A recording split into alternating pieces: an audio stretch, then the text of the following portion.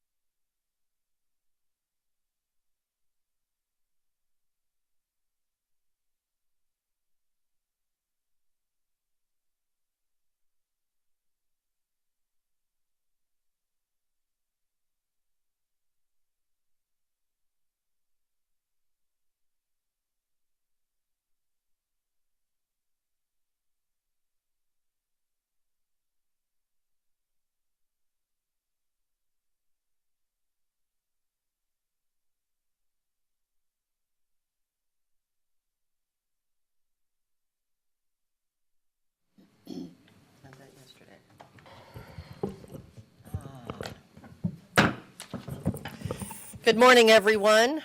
We are now out of recess for the February 4th, 2016 land use meeting. I want to welcome everyone here today, and we'll start off the invocation by Pastor Jeff Henderson of the Harbor Community Church. Please stand.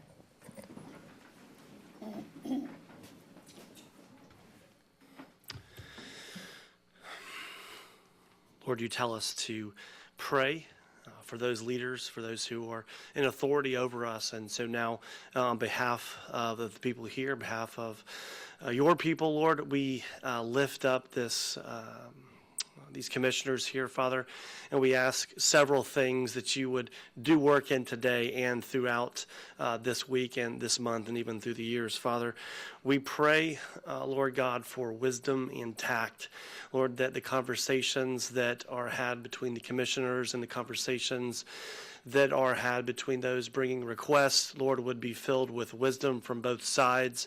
Lord, that tact would be used, that not just what is said, but how it is said or when it is said, Lord, that you would be honored as people treat each other with great dignity and respect. Father, we pray that you would allow this attitude, or the atmosphere, the ambiance here to be one of respect in general, but not just here, but also, Lord, that those bringing requests and those making decisions, oh Lord God, would be filled with the idea of respecting others, Lord, those not just that are represented here, Father, but those who are outside who have little or no representation, that decisions and discussions and attitudes and ideas and dreams would consider those who have little or no representation, that all, Lord, in Manatee County would be respected and treasured as those made in your image and worthy of dignity and respect.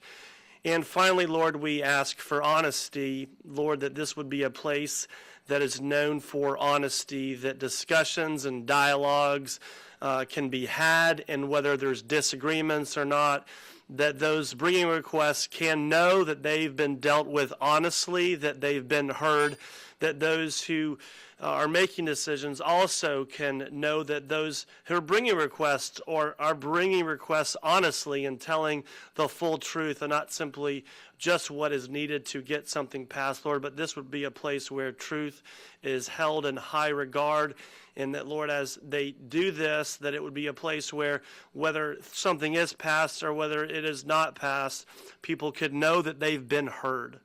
And so we ask that, Lord Jesus, that you would be blessing our county, Father, not just simply for our county's sake, but our county would be a blessing to one another and blessings to others beyond and even beyond our county and those all within it. In Jesus' name we pray. Amen. Amen. Thank you, Pastor. I pledge allegiance to the flag of the United States of America and to the republic for which it stands, one nation, under God, indivisible, with liberty and justice for all. The first thing I want to do is read the pledge of public conduct. We may disagree, but we will be respectful of one another. We will direct all comments to issues, and we will avoid personal attacks. I want everyone to know that Commissioner Charles Smith will not be in the meeting today. He is out of town on county business. But we do have also Commissioner Robin DiSabatino, who is with us by phone. Robin? Yes, I'm here. Can you hear me? Yes, very good. I think at this time, Attorney Sarah Shank has a few things. Yes, good morning, Commissioner DiSabatino. I just wanted to state a few items under the Rules of Procedure. Section 3.3.2 permits a commissioner to attend all or portion of a meeting via electronic means, provided certain requirements are met. The first requirement is, Commissioner, is your personal attendance prohibited because you're either incapacitated due to illness, injury, or hindered by circumstances from physically attending? Not myself personally, my daughter. My daughter had surgery, so I'm taking care of her this week. So in other words, you're out of town, correct? Correct. Secondly, what type of telephone means are you using? Can you hear all the commissioners speaking? Yes, I'm on a landline, and I have an iPad that's hooked up to cord is plugged into the wall, so everything is plugged in. Okay, so you have a streaming video feed with the iPad so you can see all the images the commissioners can see. I'm looking at you right now. Okay.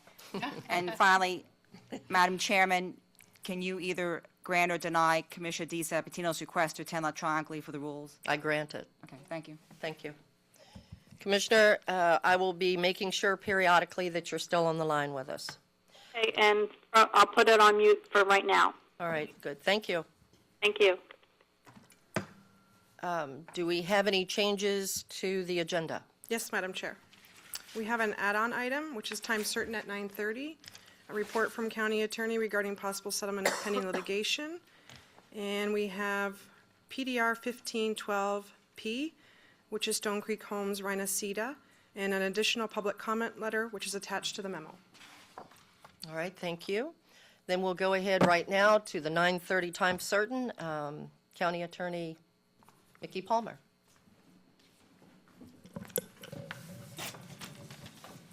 Good morning, Madam Chair, Commissioners. This is a matter that's been rapidly evolving over the course of the last week.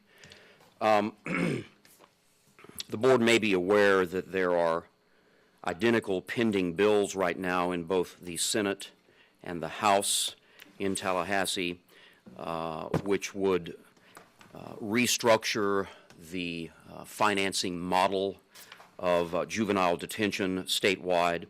You will recall, of course, that we've been in litigation with DJJ on several fronts for several years. We've teamed up with roughly 13 other counties. And we actually have 5 different matters that are pending right now against DJJ, 3 in the court system and 2 in the Division of Administrative Hearings.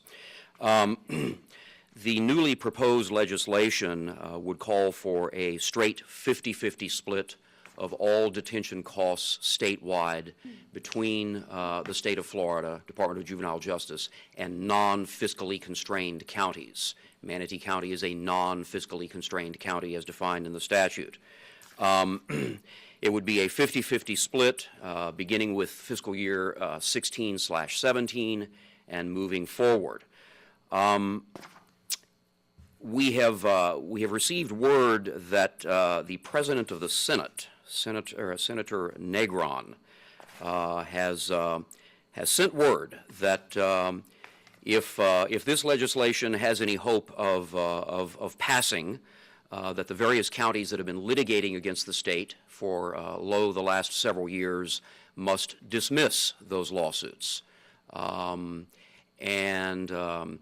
Initially, we got some bad information. The information that we got was that the counties were being asked to dismiss their pending lawsuits on faith that this particular legislation would become law.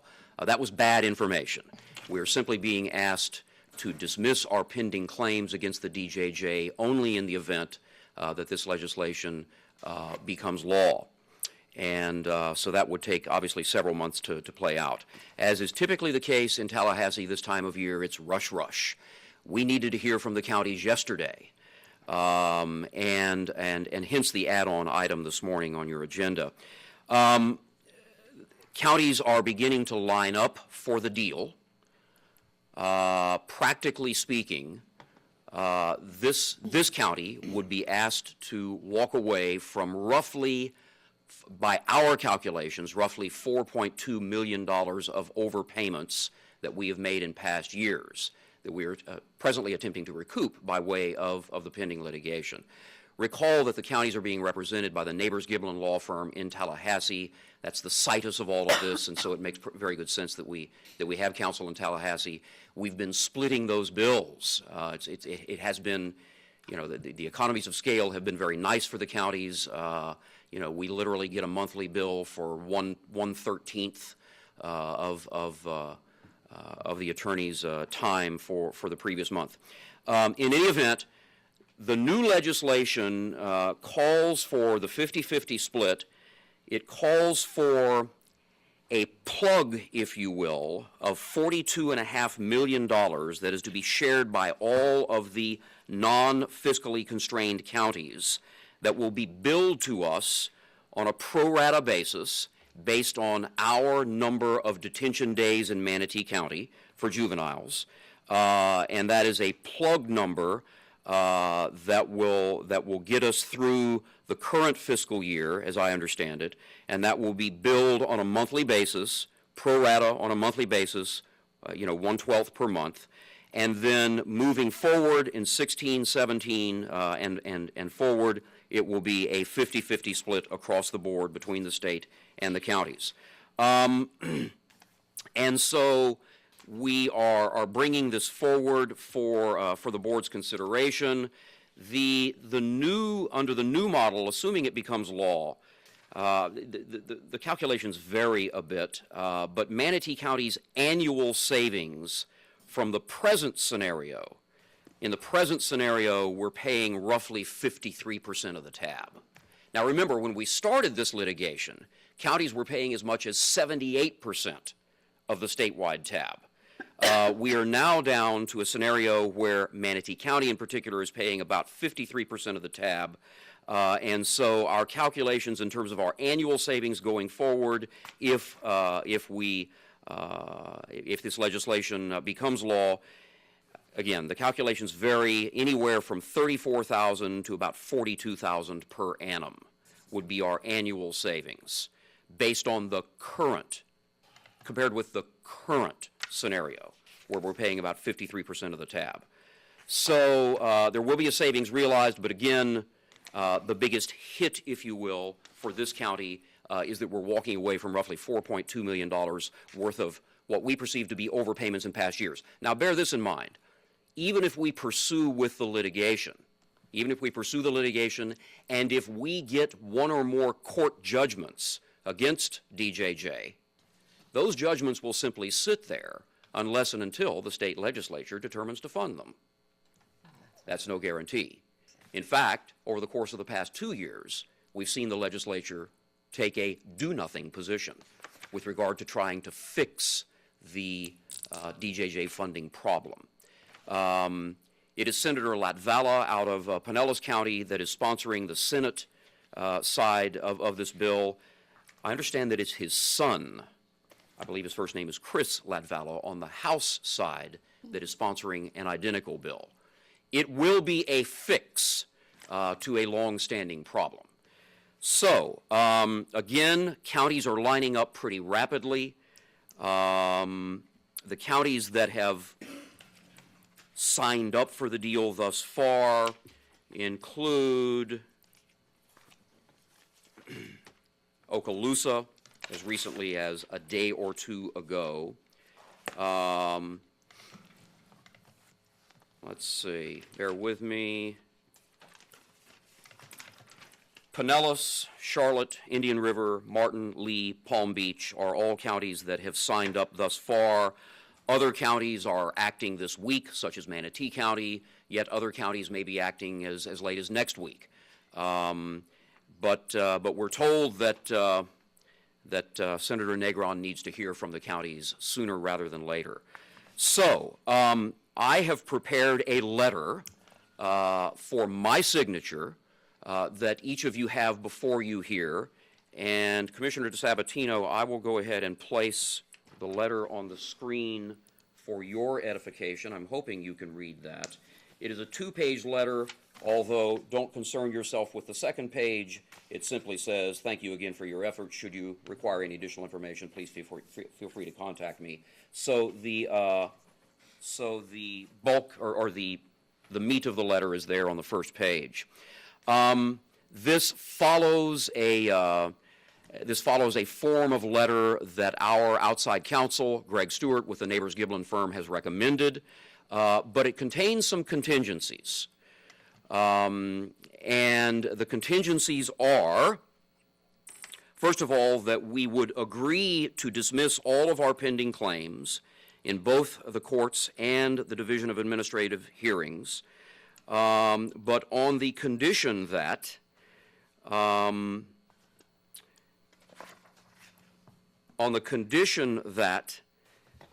and I would direct your attention to the paragraph at the bottom of the first page. County Commission is agreeable to dismissing its claims on the additional contingency that any efforts by the county or the Department of Juvenile Justice to collect any perceived overpayments or underpayments for fiscal years or for years prior to fiscal year 2015-16 would be abandoned, and that the new allocation of costs as set forth in your legislation would be utilized going forward. In other words, if we do this deal, the DJJ will not attempt to claw back any previous perceived underpayments. So it's going to work both ways. We won't get any additional bills from the DJJ, nor will we attempt to recover past overpayments. So we're wiping the slate clean. And so we're agreeing to the deal based on that contingency. And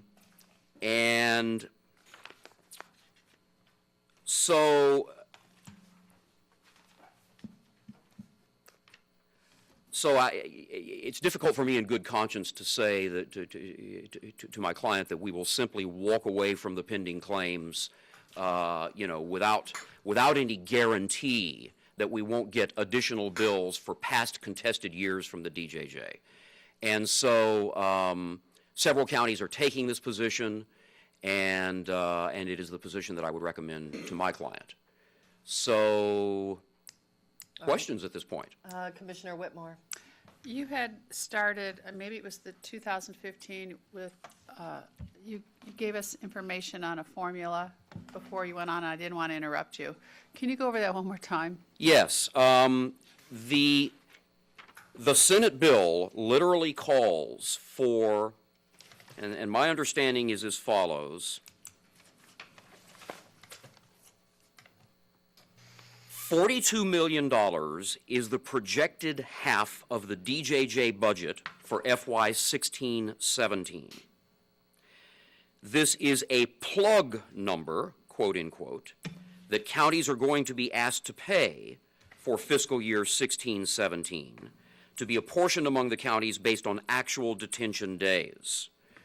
For example, Manatee County's detention days in the most recent completed fiscal year were 5,573 days worth of detention of juveniles locally. And so that's a plug number that the counties will be asked to share in 1/12 increments based upon our detention days. And then moving forward beyond that, it will be a 50-50 split of actual costs. We will no longer be dealing with projections as we've done for many years. We will be paying in arrears for actual detention days from the prior fiscal year, and we will pay in 1/12 increments. Am I making sense? Yeah, now you are.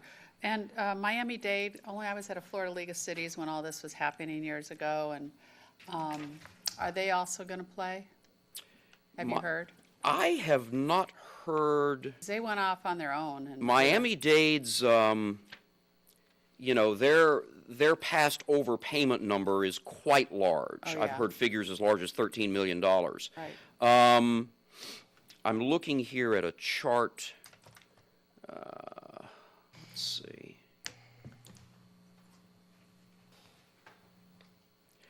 Well, first of all, let me say this. Dade County is not one of the counties that we joined with in the litigation. I know. They are not one of the, so they have either struck out on their own. Okay. You know, I can simply tell you they are not one of the counties that we joined with in the litigation. So it doesn't affect us. Do all the counties have to belong to it? I mean, do this? or Well, no? that's a good question. We don't have a clear answer to that. Oh, okay. Well, if it Our doesn't go outside through, counsel, Greg Stewart, has suggested that, in other words, we have not heard Senator Negron say, this won't get done if we don't hear from 100% of the contesting counties. We've not heard him say that. And so our best guess, reading the tea leaves, is that if the majority of the contesting counties, sign up for this, that it will likely get some traction. That's the best answer that I have for that. Thank you. Commissioner Benak. Yeah, I'm really glad, Mickey, that you did talk about the actual cost, because I think that is what is very, very important here, is that we in fact do go to actual costs, build in arrears. That is correct. That's been a huge issue. Also, it's my understanding, could be wrong, that there was a court case that did determine that there is a equitable split, and it was more than 50-50.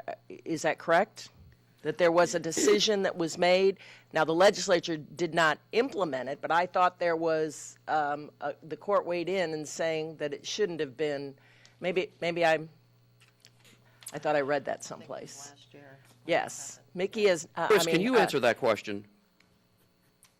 Assistant County Attorney Chris DiCarlo is with us today. Hey, Chris. Can you answer the question as to whether there was actually a court disposition determining a different split? Madam Chair, Commissioners, that is correct, and I think you are in fact correct that it was a higher than a 50-50 split, and that's part of what, and in fact, just for a point of minor clarification, this, you all may recall that last year, you authorized us to pay DJJ 32%. That was actually not the split that was supposed to be apportioned to Manatee County relative to the new chart that they had issued as in terms of the percentages that were attributable to the counties. Manatee County's percentage was actually 53%, is what, according to the numbers DJJ was putting forth, we were supposed to pay. You authorized us to pay 32%, and so we in fact have been withholding monies that, according to DJJ, we should have been paying them. So our concept is that this split 50-50 is probably about as good as we're going to push the legislature to get us to, notwithstanding some of the downsides that, in terms of the monies that Mr. Palmer alluded to, that we've overpaid in the past that we are trying to recoup. But of course, there is a significant risk, as there is always risk with the litigation, and as much as we have a great deal of confidence in the neighbors firm, and they have handled this issue very well and very diligently. There is, Mickey and I specifically asked them that question during recent conference calls that we had with them. Mr. Palmer and I were very concerned about the potentiality of winning the battle and losing the war, so to speak. And, it's for those reasons that he's recommending this, again, with the caveats and the contingencies that he's outlined in his letter. Okay. Well, it seems clear to me that even though there was a court case to decide that there should be a different split than what we've been being billed on in the past, that the legislature was not necessarily going to implement that, because they didn't do it last year when the court case came down. So we don't really have any assurance that they would have done that. Now, this new bill at 50-50 seems, as you say, to be the best we can hope for, especially since we're going to actually be billed for cost and be billed in arrears So I think we have to make that decision, knowing that the likelihood of us even getting the overpayment in the past is slim to none. So that's Correct. where I'm coming from. And again, the other issue related to this is that, you know, there are monies that we have withheld as a mechanism essentially of self-help to deal with the fact that they have not reimbursed us as they were supposed to for past overpayments. You know, the concept of this is that it's a clean slate for all parties. You know, that they would forego recouping those monies, we would forego trying to recoup the monies that we've overpaid. And of course, you know, the proof will be in the pudding if the legislation is actually passed and it contains those provisions. But that's why we initially had concerns about stepping out and just dismissing the suits without some assurance as to what was in the legislation. And we, as Mr. Palmer had indicated, we have clarified that was not, in fact, what we would be asked to do in this case. Okay. And to be balanced here, we could continue with the litigation. We could step outside of this proposal and continue with the litigation and see where that takes us. You know, I'm somewhat concerned that Manatee County might be on an island out there by ourselves. You know, we might be the lone contesting county, or maybe one of only 2 or 3 contesting counties, in which case, you know, our litigation costs are going to increase. We're no longer going to be splitting that bill 12 ways. So, as with everything in our business, you know, there are pluses and minuses. All right, I think I'm next on the board. Mickey, according to my information, you're not asking for any sort of action from us today. No, I am. No, I am. I'm the action that I would be asking from you would be to approve the letter that is before you for my signature, and thus approve the recommended settlement as has been requested by Senator Negron. All right. Okay, on that note, Commissioner Bussell. A couple of questions, Mr. Palmer. The money that we have withheld, as discussed by Mr. DiCarlo, does your letter do away with any possibility that they would come back against us for that money that's been withheld? Well, our letter says that a contingency, that our dismissal of our various claims is contingent upon no more bills for past perceived underpayments from DJJ. Okay. Good. And so, you know, if that's a deal killer, that's a possibility. If that's a deal killer, then so be it, I suppose. Because I can't otherwise in good conscience, you know, recommend to my client that we just blindly promise to dismiss with no notion of what kind of billings might be forthcoming in the future for past perceived underpayments. Second question, you mentioned that you prepared it for your signature. Is there any particular reason why you rather than the chairman of the board? It matters not. I can alter the letter to bear the signature of the chair, the signature of the administrator, or me. I think either one is, any of those 3 are acceptable, and I would be happy to alter the letter to call for the chair's signature if that's the board's desire. No problem. A third question, since we are basing the 50% on money that I guess that we've spent in the past year, are we fairly confident that they will accept our numbers and not somehow quibble over what the 50% is? Well, the numbers, the bill makes it clear that the numbers are based on total detention days. And so that number is known at any given time. We know how many days, both pre-disposition and post-disposition, by the way. That's been one of the big disputes, is who's responsible for pre-disposition days when juveniles are being held, who's responsible for post-disposition days. You know, when a juvenile is placed on probation, is that pre or post? All kinds of, you know, we simply haven't we don't believe that the DJJ has been appropriately interpreting the statutes in the past. We believe that their rulemaking has been flawed in this regard. And so the new legislation makes it very clear. Both predisposition, postdisposition, it matters not. Total detention days, which is an easily calculated number, and then there's a number that is derived in terms of what each day costs. Okay, and then you simply do it's simple math. It's simple math, and so it is a very simple and straightforward formula that we would be paying in arrears. Anything else, Commissioner Bustle? Okay. At this point, Commissioner DiSabatino, did you have anything that, And the cost per day, by the way, it is a statewide, it is uniform statewide. The detention cost per day for juveniles is calculated at $136.54. $136.54 per day per juvenile.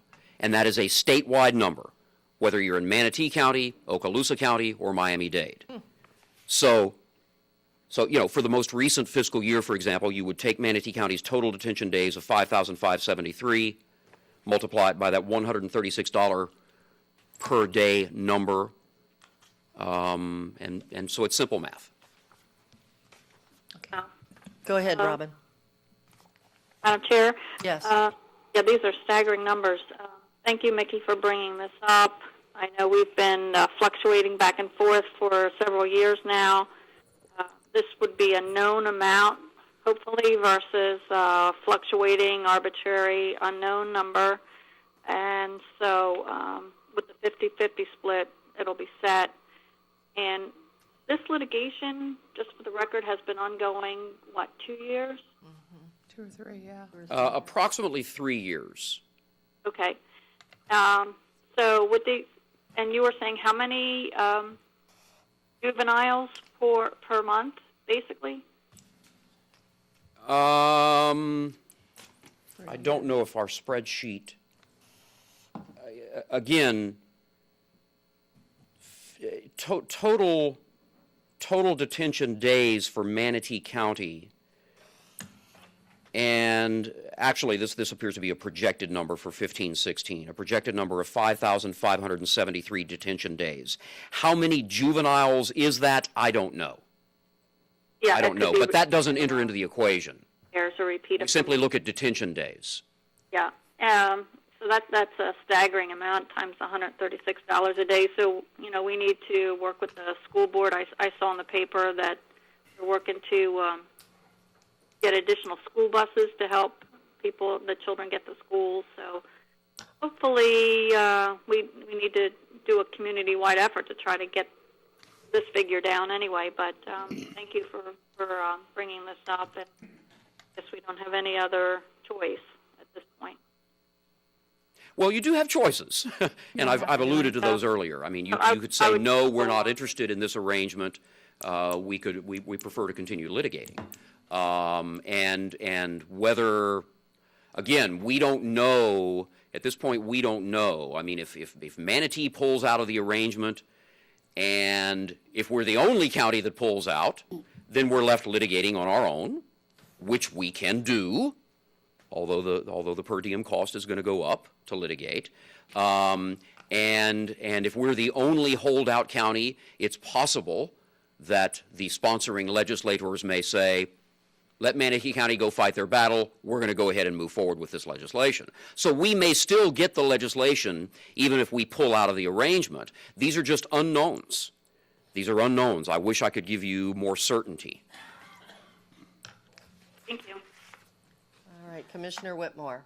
I'd like to make a motion that we approve this letter with the chairman's signature. Second. All right, we have a motion by Commissioner Whitmore, second by Commissioner Bustle. Any discussion? Betsy? I just want to make sure the county administrator's here, and I want to make sure that, in fact, these numbers are something that are acceptable, because it has been a big numbers game. I had not seen the county administrator. I was unaware of his presence here today. I had, in fact, requested that Ed join us. So I'm glad to see that he's here, and we would appreciate his thoughts. Commissioners, as you pointed out, this has been going on for quite some time. But I don't think we should confuse this decision with being a good business decision. It's to make this go away. The court cost that Commissioner Benak brought up, or the court case, I think the court determined that we should be paying 37%. How we arrived at 50%, there's no good business reason for that, because we're committing to paying more than the court said we should be paying. This is more of a political decision to put this behind us with the state legislature and go forward. But there's no indication and no promise to make any of the overpayments be repaid by the state. It's merely drawing a line in the sand and saying we're going to go forward and put an end to this. So it's a decision to just stop this and move forward. Why all the counties have jumped on this to make it go away, I don't know. I haven't had the discussion with the other county administrators to determine what's the good business reason for doing this. It's a reason just to put it behind us and move forward with the state and get actual billings rather than estimated billings. But it's a way to end it all, and it's a decision you have to take because, as Mr. Palmer pointed out, it appears that the Florida Association of Counties and most of the counties participating in the litigation have determined this is the best course of action to put it behind us and move forward. Ed, thank you for mentioning Florida Association of Counties. That had not come up previously. Thank you very much. Yes, FAC is strongly recommending this arrangement. Yep. We had a conference call last week in which FAC, they had two people on the line from FAC and all of the various county attorneys involved in the litigation. And FAC has even sent out a couple of news blasts within the last week or so promoting this deal. So yes, FAC is recommending it. Thanks, Ed. Commissioner Benak, would you like to Yeah, continue? well, thank you, because I'd forgotten that it was a lower number. I was thinking for some reason it was a higher number. So that, I mean, we're stuck in a very tough place. We try to work very hard on our judicial system to make sure that the state pays for what the law says the state needs to pay for versus what our local citizens pay for, and it hasn't always worked out that way, obviously. But the reality seems to be, without state legislature deciding that, in fact, they're going to pay more, that we have to pay more. I mean, I don't know how we change this other than, as Commissioner DiSabatino says, reduce the total cost to our citizens by having better programs, keeping the youngsters out of the system. I mean, that would be the best case scenario that we should all be working toward as a community. So I feel that we probably need to support this, move it forward, see where it goes, and continue to work on this issue with our legislators. That's about all I can see that we can do at this time. I think I'm next on the board. It seems to me that 3 years of litigation, the legislature has made no steps to move on anything with this. We do need to make sure, I think the letter is well-written. It does give us a few things to lean on if this thing is not done properly as we're hoping. So I think the letter and 50% is a good idea at this point because, in all honesty, I don't think that we'll probably see that if we continue with litigation, and we'll just be spending more and more money. So I think it's probably a good move. Commissioner Chappie. Yeah, just, I'm going to support the motion, of course. I think everybody's correct in that it is a good business decision, and it gets it behind us. But just for a little clarification, so everybody understands the post and pre-adjudication and the difference, can you kind of summarize a little bit about where that, because we had some discussion, quite a bit of problem with that area as to who was paying how much, the post. Well, it's been and pre. decades since I have touched a criminal case, but let me see if I can lay it out. I mean, pre and post disposition is simply, you have those juveniles that are incarcerated, that are held, as with any prisoner, whether adult or juvenile, for a period of time before their case is disposed of. It's either dismissed, or they are convicted, or they, or they are. I mean, the point of disposition, usually we think of it as a conviction for the crime charged, but it could be a situation where it's a first-time offender, the court withholds adjudication, and they put them on probation. And so the day that the court announces its decision is typically regarded as the disposition date. So everything predating that is considered predisposition. Everything post-dating that is considered post-disposition. But, to Cost, the... though. As far as cost, what we pay and what the state pays, there's no difference at all in the percentages of who pays what? Does the county pay all of it for pre, or, because once the courts have ruled, then it's totally the state? Well, Has been, or? there's been, I mean, that's the swirling dispute, and that's been the dispute that we've been, litigating over for several years, that the Department of Juvenile Justice has adopted administrative rules that constitute their interpretation of the statutes, and there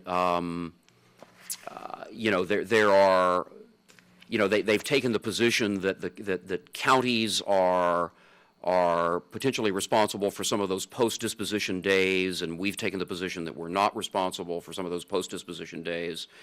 This legislation, to the senator's credit, does away with all those distinctions, and we simply look at total incarcerated days, whether pre or post-disposition, and we take that daily per diem number, and we do the math, and Manatee County, as will be the case with all other counties, will be responsible for 50% of that tab moving forward. And that's one of the nice things about this, I think, and I think we all agree, it just puts it down to the simplest terms. The numbers are easy to get. It is what it is, and it's 50%, and we just move forward. Thank you.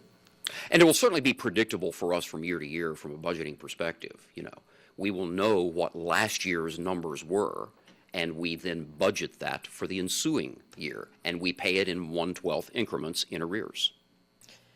All right, I don't have anyone else on the board, and we have a motion and a second. All those in favor say aye. Aye. All opposed say nay. The chair votes aye, so it is approved unanimously. Robin, was that a... Hi, and just like one last comment, some of these children are tending to be repeat offenders, and unfortunately might wind up in our jail system in years to come. And so perhaps we can work with the justice system to find out who these students are. I know you have records, and just what can be done to help these students stay in school and achieve, because we know without the education, they're just going to wind up being a part of the system, and we want to try to avoid that. So if we can get to the source of the problem, see what type of programs and activities we need to reach these children, that would be the ultimate solution. Thank you. All right, well, Mickey, that's your orders. Okay, I will alter the letter for your signature, Madam Chair, and thank you for entertaining this morning. It is time sensitive, so. Thank you for bringing this forward to us. Thank you. I think it's a step in the right direction. We have two items on consent. Item number 2 and item number 3.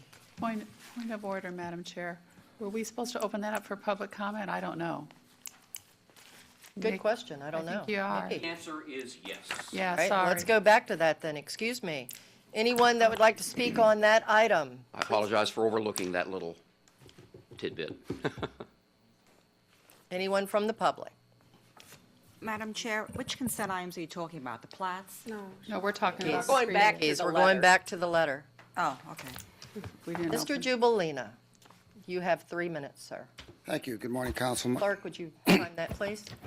My name is Glenn Gibolina. I'm a citizen, Manatee County. Thank you for this opportunity. So we've got a legislation that is full of attorneys. They don't want to follow their own case law. I find it despicable that they don't even go with the court's recommendation, not the fact that they walked out last year. As far as the 4.2 million, I did not hear a number on the arrearage of what they might come back after. And again, 3 years of litigation, you know, what did it cost the taxpayers? I mean, is Greg Stewart willing to give up what we paid him for the last 3 years? It's tens of thousands of dollars, I guarantee it.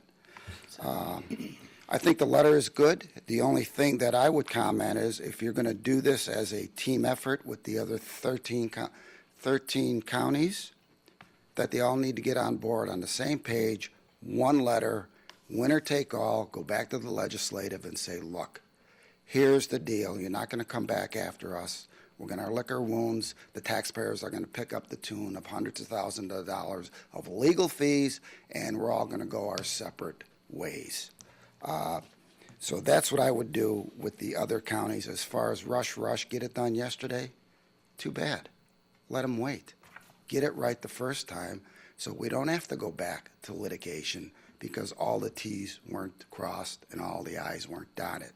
So I don't think a rush is in the best interest of the taxpayers' money, and certainly to be bullied by the legislative to get this done is out of bounds and not in the best interest of the public.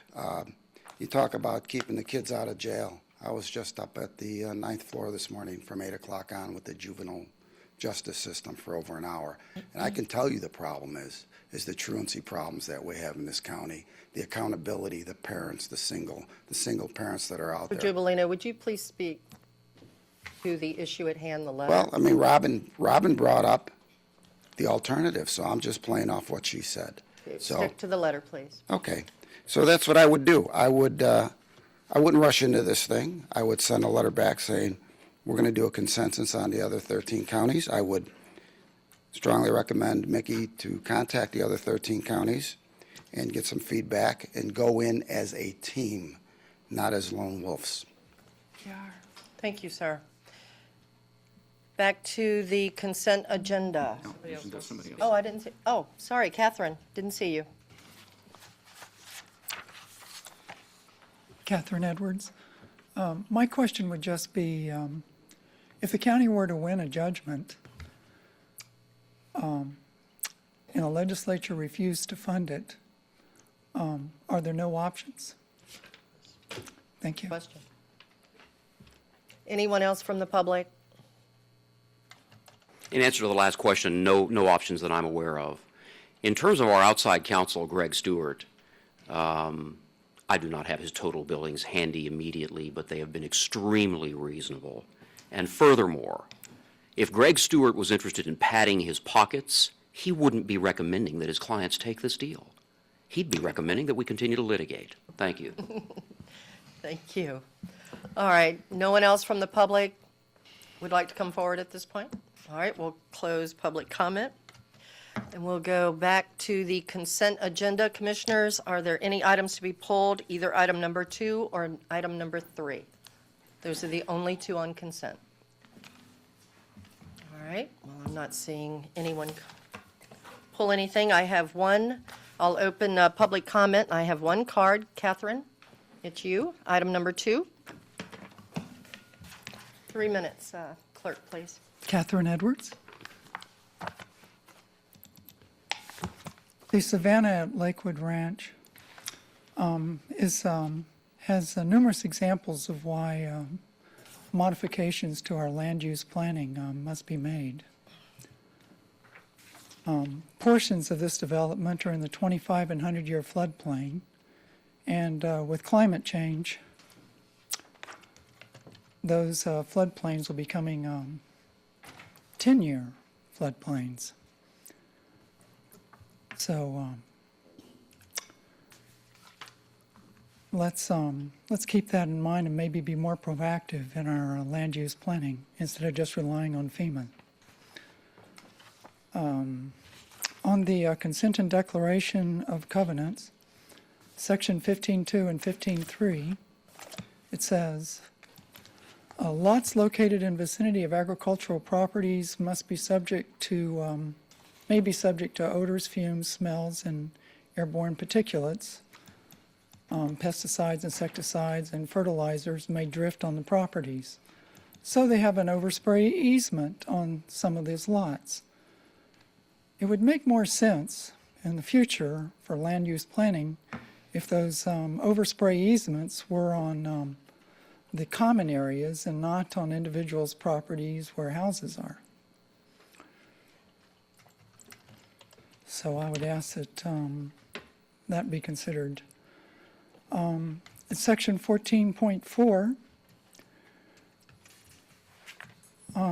surface water management system, including drainage, stormwater, and other easements, constitute common areas of association.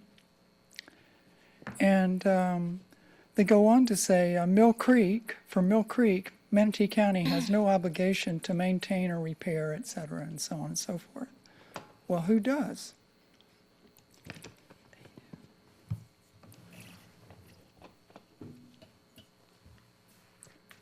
Finally, looking at the adjacent development and in Mill Creek from satellite photos, development is occurring so close to the creek that it exacerbates the potential for flooding and wildlife-human encounter. Catherine, can you please keep it to Savannah at Lakewood Ranch, please? Sure. Thank you.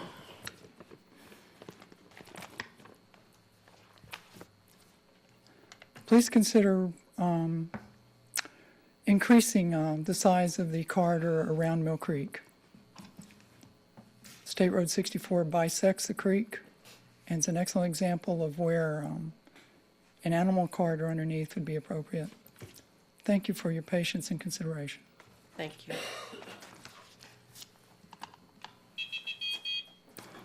County Attorney? Oh, Madam Chair, I meant to speak up sooner. When I said citizen comment, items 2 and 3, we can't take citizen comment on because they're quasi-judicial.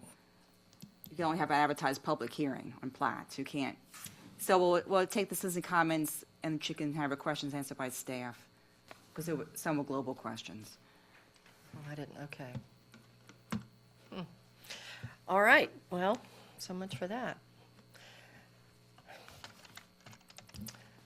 So we only have item number 2 and item 3 on the consent agenda. What are the wishes of the board? Second. We have a motion to approve with a second. Any discussion? All in favor, say aye. Aye. All opposed, Aye. nay. Got you, Robin, heard you.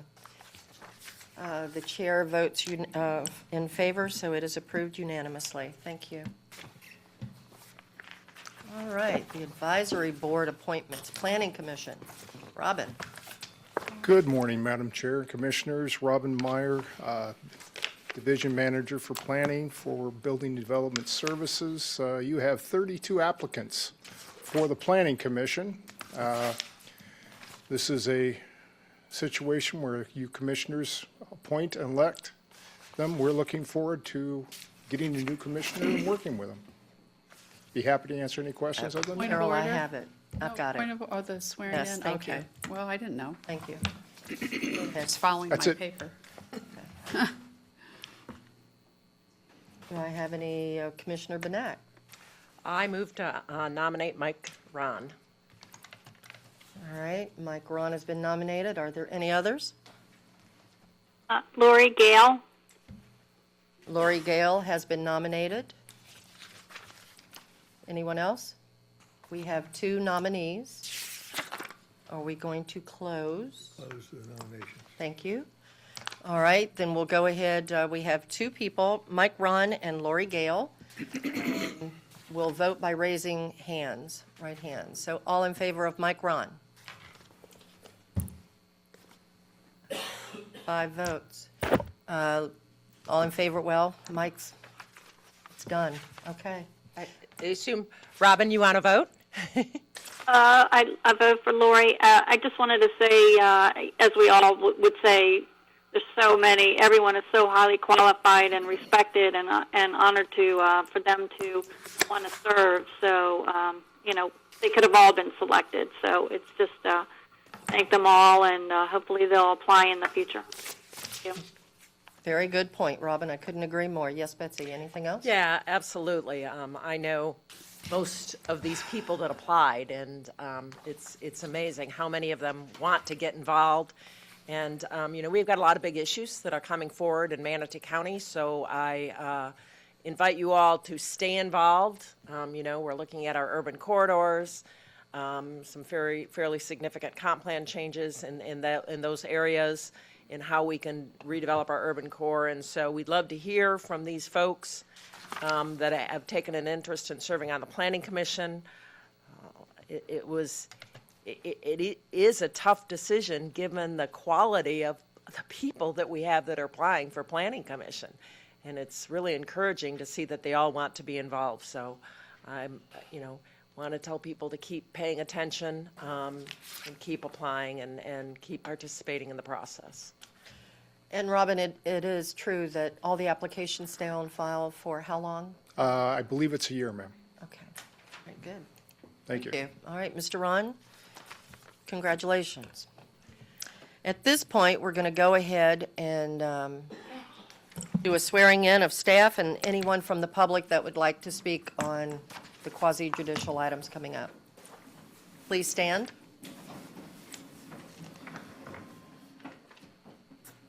Do you swear or affirm that the factual statements and factual representations which you're about to present to this board will be truthful and accurate? The applicant is entitled to 15 minutes for presentation and 5 minutes for rebuttal. Individuals may speak for 3 minutes, and anyone representing a group or organization of 5 or more members may speak for 10 minutes. If you represent a group, please state the group you represent and provide written authority to speak on behalf of the group. When you step to the podium, please state your name and whether or not you've been sworn. Thank you. All right, we'll start off item number 5.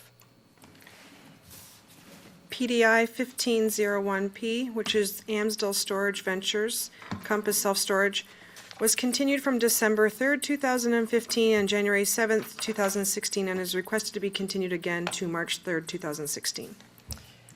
So now we have to open this to public comment, correct? Yes.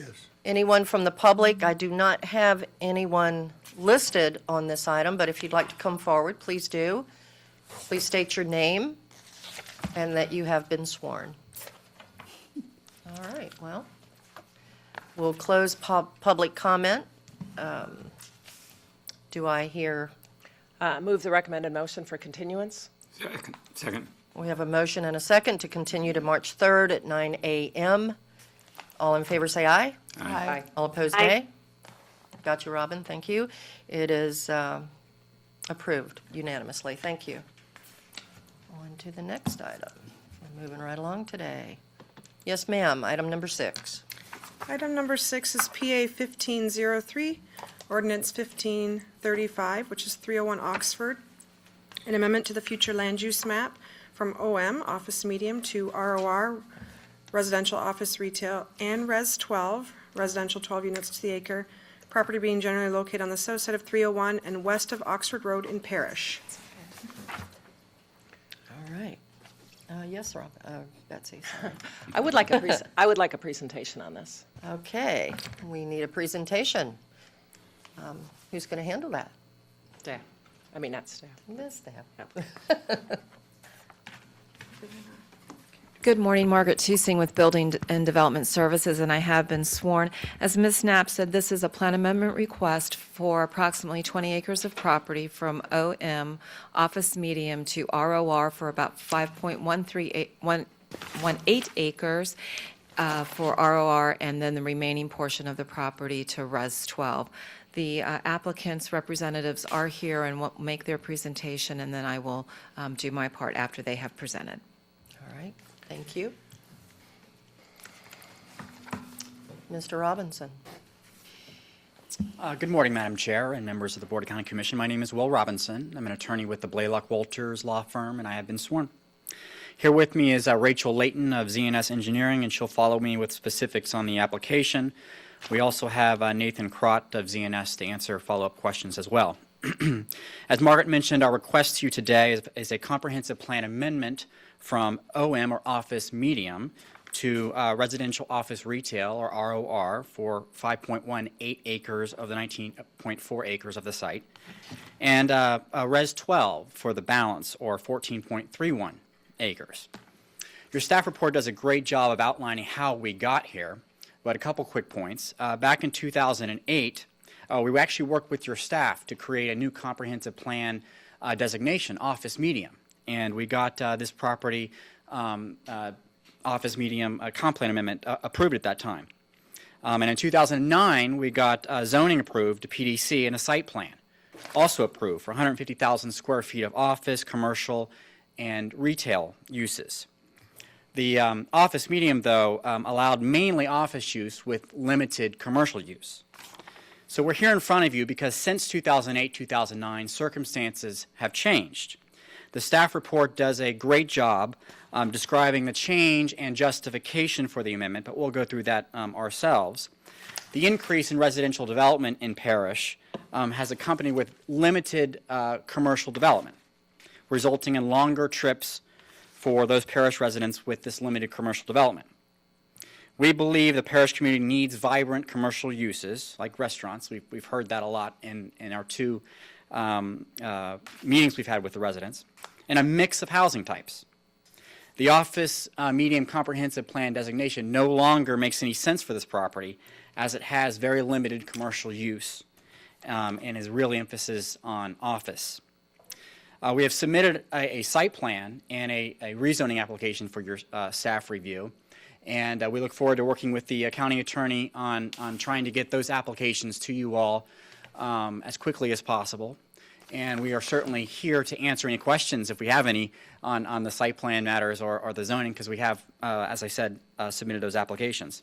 Your staff report recommends approval, and your planning commission recommends unanimous approval.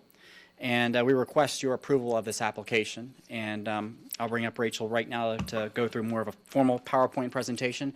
And we're both available for questions if any of the commissioners have such. Thank you. Good morning, Madam Chair and Commissioners. My name is Rachel Layton. I'm a Planning Director with ZNS Engineering, and I have been sworn. So I do have a PowerPoint presentation for you this morning. But as Will mentioned, we're here today seeking transmittal for the large-scale comprehensive map amendment. So what we have here, 301 Oxford LLP purchased the 19.5 acre site approximately 1,000 feet east of the intersection of Chin Road and US 301 in Parrish. They purchased the property back in 2006. The site is on the south side of US 301 adjacent to Oxford Road. As you can see from the aerial, this is an area of transition from agriculture to residential with a commercial shopping center to the west of Chin Road. Lexington is to the north of the property and Kingsfield Lake is to the south. Utilities do exist in the US 301 right-of-way. These utilities include a 16-inch force main and a 4-inch force main, as well as a 20-inch water main. So water and sewer services are available to the property. Buffalo Creek Park, Ola May Park, and the Fort Hamer Park and rowing facility are within a few miles of the site, providing recreational services to the property. There are multiple schools in the area. The school district report indicates the site is districted for Williams Elementary, Lincoln Middle, and Palmetto High School. However, Virgil Mills Elementary and Buffalo Creek Middle School are in proximity of the site.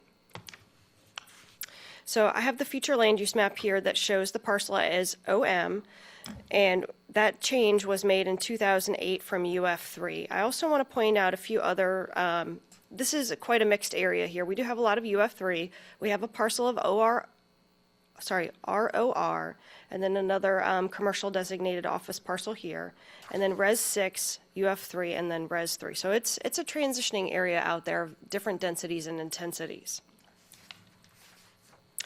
Here we have the zoning map, and you can see right now the parcel is zoned for planned development commercial, and the entitlements were maintained throughout the downturn in the economy. So it's still entitled for the 150,000 square feet of non-residential square footage there. The concurrency and the preliminary site plan are still valid.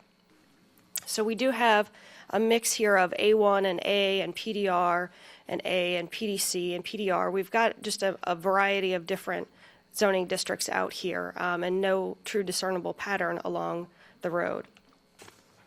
The proposed map amendment requests 5.18 acres of land along the property frontage to a depth of approximately 245 feet to be amended to retail, office, residential, and the remaining 14.31 acres to be amended to Res 12.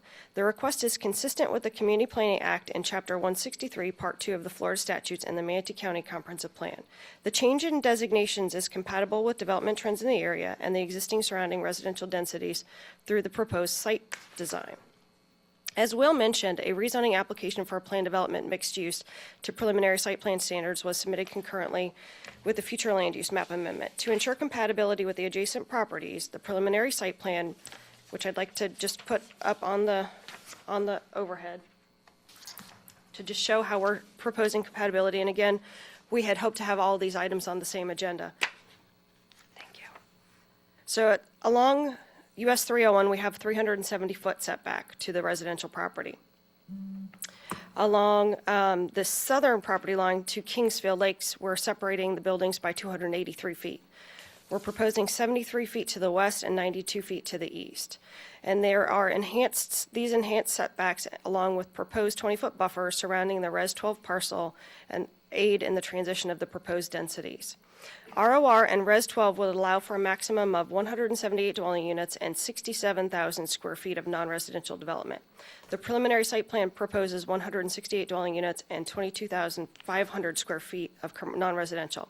This is also outlined in the traffic impact statement prepared by Grimal Crawford and approved by Manatee County staff. The proposed change will encourage infill development and will utilize existing infrastructure along US 301. The request supports How Will We Grow by reducing urban sprawl and by increasing density where public facilities exist. Further, the report states that continuing low-density suburban development puts premature strains on existing infrastructure. It is an inefficient land use pattern and has fewer taxpayers per linear foot of infrastructure. The report encourages opportunities for greater densities and intensities at or near intersections of functionally classified roadways.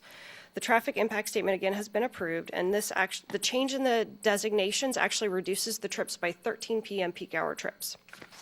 I also want to mention we did a market study for the multifamily, and we analyzed the area of Parrish from Moccasin Wallow to the north, all the way to Manatee River to the south, from I-75 to the west, and Rye Road and Rutland Road to the east. There's only one multifamily development in all of that area, and it is not the same category of what will be ultimately proposed. The market demand does show a need for higher density to allow for a multifamily residential project in the area. Again, the comprehensive plan encourages strong communities through policy 2.9.1 with a variety of housing stock. This map amendment will allow for Parrish to become a community with single-family detached, single-family semi-detached, attached, and with this application, multifamily residential dwelling types. The ROR portion of proposed will allow for the development of 4 commercial outparcels to provide additional services to the Parrish area. A survey in 2014 conducted by the Parrish Village News revealed citizen interest in additional restaurants and retail space. Trying to go out to dinner in Parrish right now is difficult, especially with a family of 4. It's almost an hour wait in any other restaurant. So what the applicant envisions is to add 4 outparcels for restaurants. Can you bring back up the PowerPoint, Bobby, please? So I want to talk quickly about development projects in concurrency in North County, because I believe this to be an infill project. And you can see from the development projects in concurrency map for North County that there is a lot happening on US 301 for entitlements. We took it a step further and created another graphic that shows all of the subdivisions. Some of them didn't come up in colors on the GIS layers, as you can see, that are developed.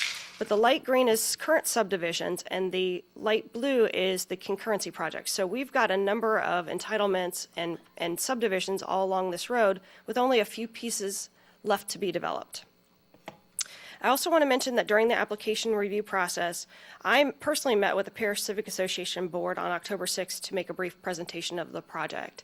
And then our team actually went back to the Parrish Civic Association for their full board meeting, not their board meeting, their regularly scheduled monthly meeting on October 22nd. We had over 80 members in the audience, so we've really been making great efforts to make sure that Parrish community is aware of this project. And then we also had a formal neighborhood meeting on November 17th, and we had approximately 40 residents attend the meeting. And those meetings were all held at the Parish YMCA. So we made it a place that was really convenient, and they worked well with us. And we did do our best to answer all of their questions regarding traffic, stormwater, and development during those meetings. As Will mentioned earlier, we have worked closely with staff throughout the process, and the request has received a positive staff report. Planning Commission recommended unanimous transmittal of the application, and in summary, the proposed future land use categories are compatible with development in the area. The request is consistent with Florida statutes and the Manatee County Comprehensive Plan, serves as an infill project, and captures the vision of Manatee County by implementing and supporting the How Will We Grow report. We respectfully request transmittal of the plan amendment, and that concludes the presentation for today. All right. Okay, commissioners, Commissioner Whitmore.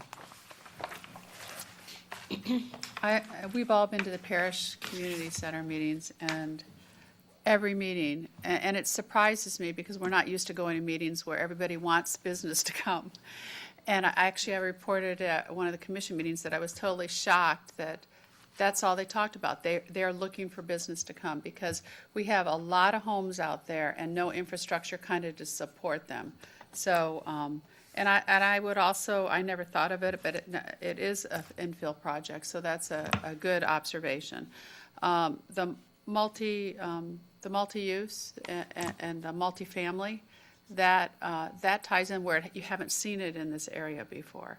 So you've got to have people that don't want to just buy a house, that may want to rent something or buy something that's not as big as what you're seeing. So I think it's looking at like it's time. And again, if you go out there and you do try to find a place to eat, there is no place to eat and you do have to wait. So I'm glad that at least somebody's brought some kind of project like this, because I know that community has been asking for it for a long time, and Larry said it also in the past. So I'm glad. Thank you. I don't have any questions. You were very thorough in what was presented to us, so thank you. Commissioner Burnett. Yeah, this is tough. It would be easier if we could take the plan development concurrent because, and I know y'all believe that as well, because this is a relatively small piece and it is infill. And I look at the area, I'm very familiar with the area, and I look at the area and I have to think, well, this is a 20-acre parcel. What's going to happen around it? So I want everyone to look at it kind of the way I do. If you're going to establish this for higher density residential and commercial, expect it to come from the properties next door as well. I mean, it just seems logical to me. So I'm looking at it from a bigger perspective because it is a comprehensive plan amendment. And so it would be easier to see it, and it would be nicer if it was a bigger development rather than, to me, a strip of commercial along the front. That's what gives me a little bit of concern. Because you've got properties next door that are probably going to want the same thing as I would guess. And that's, it's a decision, it's a legislative decision that we have to make, and I agree that 100% we need more multifamily in this area because we have a lot of people that work out here. Agree 100% that we need more commercial. But I want to make sure that when we do it right. That we do it so, and I have a question. Oxford Road, you can't have access on Oxford Road, is that correct? No, that's not correct, Madam Chair. It is a private road, and nothing in this application will affect the status of that road. Okay. It's not a public road. We're not making it a public, we can't make it a public road with this application. We have actually met with one of the Oxford family neighbors, and we feel comfortable that we will have and at this point, appropriate rights to access Oxford Road, being it is a private road. Okay. Because you will need, you've said you're going to have more than 100 units, so you'll need more than one means of access. Exactly. To get to that. And I'm sorry to interrupt you, Madam Commissioner. That was the same stipulation we had with our prior zoning approval. So nothing has changed with regard to Oxford Road since 2008, 2009, when we got the office medium comp plan amendment designated and the site plan approved. Okay. And the other thing that concerned me is we've been receiving a lot of letters and emails about the rezone, but nothing on the comp plan. And sometimes I think people don't understand the comp plan comes first. And once the comp plan's in effect, then we have a quasi-judicial decision on a rezone, which is a very different decision. So Just, I wanted to be totally clear why I asked for a full presentation, because I think this is, we got to look at this from an area-wide. I know you only have the 20 acres there, but if you look from the Chin Road commercial over to Forest Creek, you've got those properties. You may see higher intensity requested on those, and you got to look what, this is truly infill. Get that 100%. What's going to happen out there in the future, that's what I'm looking at, so I just wanted to make those points. And we appreciate those comments, and Rachel said it perfectly. We haven't been hiding this project. We've been to several neighborhood meetings, and we appreciate all the comments, and we've taken actually some of those comments in our design.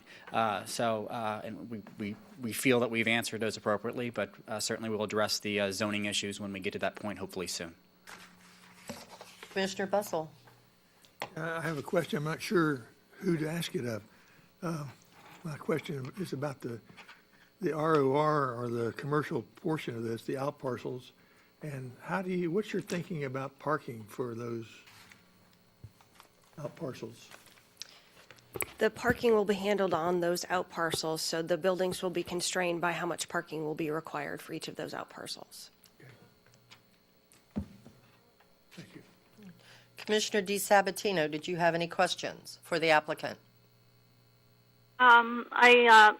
I had the question regarding the Oxford Road accessibility. That was on here, and that was answered. Thank you. I like the large setbacks, and thank you for meeting with the residents in the parish community for multiple times and the neighbors. So at this point, I don't have any other questions, and I will support this motion. All right, thank you. Thank you. Staff, anything else that you'd like to add, please?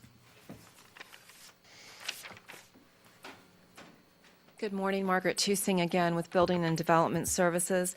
I think I'll do a brief presentation. I don't think I'm going to do the PowerPoint at this time because most of the issues were covered. Some of the things that I would like to point out, as Ms. Layton also did, was that the office medium was allowed and was permitted to have 150,000 square feet of office, 5,000 square feet of retail, but the OM category does not permit residential.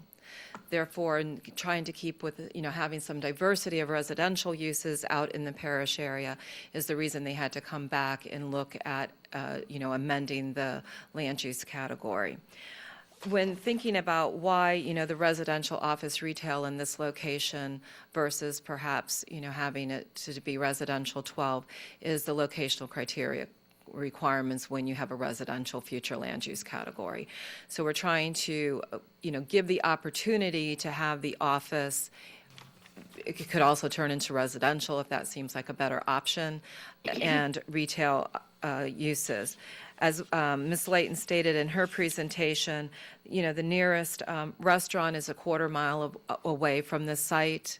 The nearest office is over 2 miles, and then the nearest multifamily development, over by the outlet mall is 4.5 miles. So I think it being an infill project, it meets the diversity that we're looking for in our housing types. Currently we have semi-detached in the area, attached residential, and detached. So this will give an opportunity to have the multifamily component in the area as well.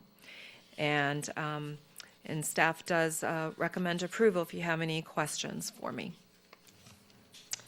All right, we're going to go ahead at this point and open public comment. I do not have any cards from anyone. Is there anyone from the public that would like to come forward? All right, how about, we'll go on to the County Commission. Commissioner Benak. Yeah, I wanted to ask staff on the access. I forgot I was going to ask the applicant, but I'll ask staff since you just gave your presentation. 301 is a divided boulevard section through here. There's a directional left into Lexington. Is there a possibility of getting a full access point, possibly with a light in the future at that location, given development on the south side of the road? I thought they put one on Chin. I know that's up to DOT and not up to us. For the record, Clark Davis, Transportation Planning Division Manager. I have been sworn. The configuration out there today looks like it's got directional turns, and typically when the state has done that, that's sort of their statement of intent to keep it that way. So there's certainly that possibility, but it would have to be reviewed by the state, and just circumstantially, it looks unlikely. Okay, then, follow-up question. So you're more than likely going to have right-in, right-out access only for the commercial out parcels along the front, is that correct? I haven't seen a site plan for it yet. I thought that they had an access via Oxford and a single entrance point along the front that then in turn provided access to them. So, and that, I'm looking at a plan now, and I don't know if Thomas is going to put that up on the Yeah. document camera or not, but it looks like a typical along the front, a shopping center entrance where you've got a sort of a boulevard entrance with driveways off of it that in turn serve the commercial fronting on the Okay. road, as opposed to each individual parcel having a right-in, right-out access. Well, that would be better. Madam Chair, I move the recommended motion. Wow. Okay, well, hold off 1 second, please. Betsy, are you? What, were you going to answer anything different? I don't, Tom was up there to speak. I just want to make sure he wasn't going to say anything different. Just going to further elaborate if you needed. Sure, I would like a answer to the question. For the record, Thomas Gerstenberger, Public Works Department, I've been sworn. Madam Chair, Commissioner Benak, with regards to the access points for this particular project, the preliminary site plan to the left and then also a map exhibit to the right, I'll go through and identify access points and the proposed restrictions to those access points that have been identified pursuant to the preliminary site plan. Starting from the west along US 301, there would be a right-in, right-out only access driveway for the western portion of the project that would provide access to the commercial out parcels along 301 and also the multifamily portion of the project to the south. Also note that the preliminary site plan does also identify a proposed ingress access point to the property to the west, also along the west boundary of the project. Further to the east and across from the existing access into Lexington subdivision would be another access point into the project, also providing access to the commercial out parcels and to the multifamily component. This access point, based upon the design intent from the preliminary site plan, would be a right-in, right-out to eastbound US 301 and a directional left turn lane from westbound 301. This access point would also include a improvement to the median opening on 301 pursuant to the traffic study. And finally, along Oxford Road itself, there would be an access point to the private street, as has been already brought up. And the preliminary site plan also does identify improvements to Oxford Road with respect to pavement widening and also to resurfacing the roadway. I'll be happy to address any further questions at this time. Commissioners, any other questions? Can I ask just Go one more ahead. question? And I know this is for what we have in the future, but is the application for rezoning to change it from PDC to PDR and PDC? I don't know.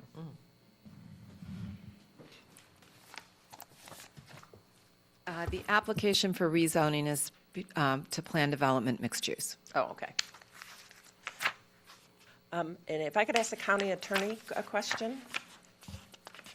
Why can't we see these together and have a level of certainty? I know you said Well, it before, but Well, the applicant opened this can of worms up by showing the preliminary site plan. All it is an indication of intent. It's not binding at this point. You shouldn't be considering it. Okay. It's only meant, their developer intent, in good faith, is to do that plan, but you can't really weigh it.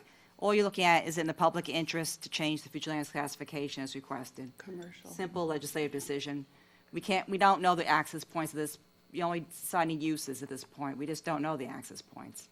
but there's a legal reason that you have told us that we cannot see them together, a comp plan amendment Well, and this a is a rezone? large-scale amendment, greater than 10 acres. So the process is, as you know, Plan Commission and Board, individual transmittal public hearings, and there's approximately 30-day comment period by the state planning agencies. They send individual responses back to the county and the applicant, which staff and the applicant review and make any necessary modifications, and then they have the adoption public hearing.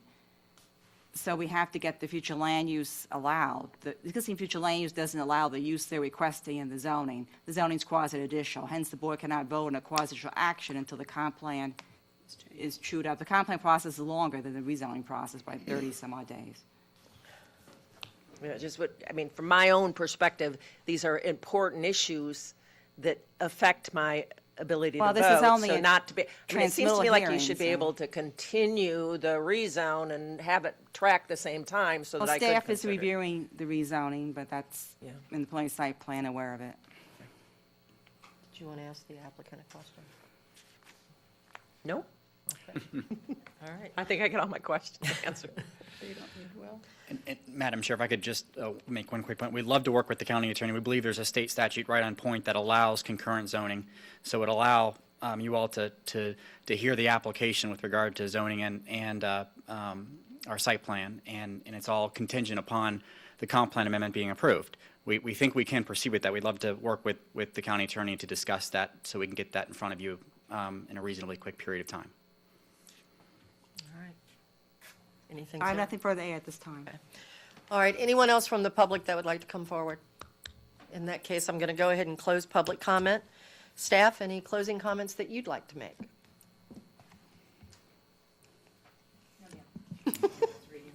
All right. And applicant, anything further from you? No, Madam Chair. All right. Mr. Bussell? Changed my mind. All right, see, I've been waiting all that time, I thought so. Okay. Move the recommended motion. Second. All right, we have a motion and a second. Question. Any discussion? Commissioner DeSabatino, anything to add? Yes, also, just regarding the private road, I guess this is a question for Sarah, that the next time it comes before us, you'll address the widening of that Oxford and who pays for any improvements to that?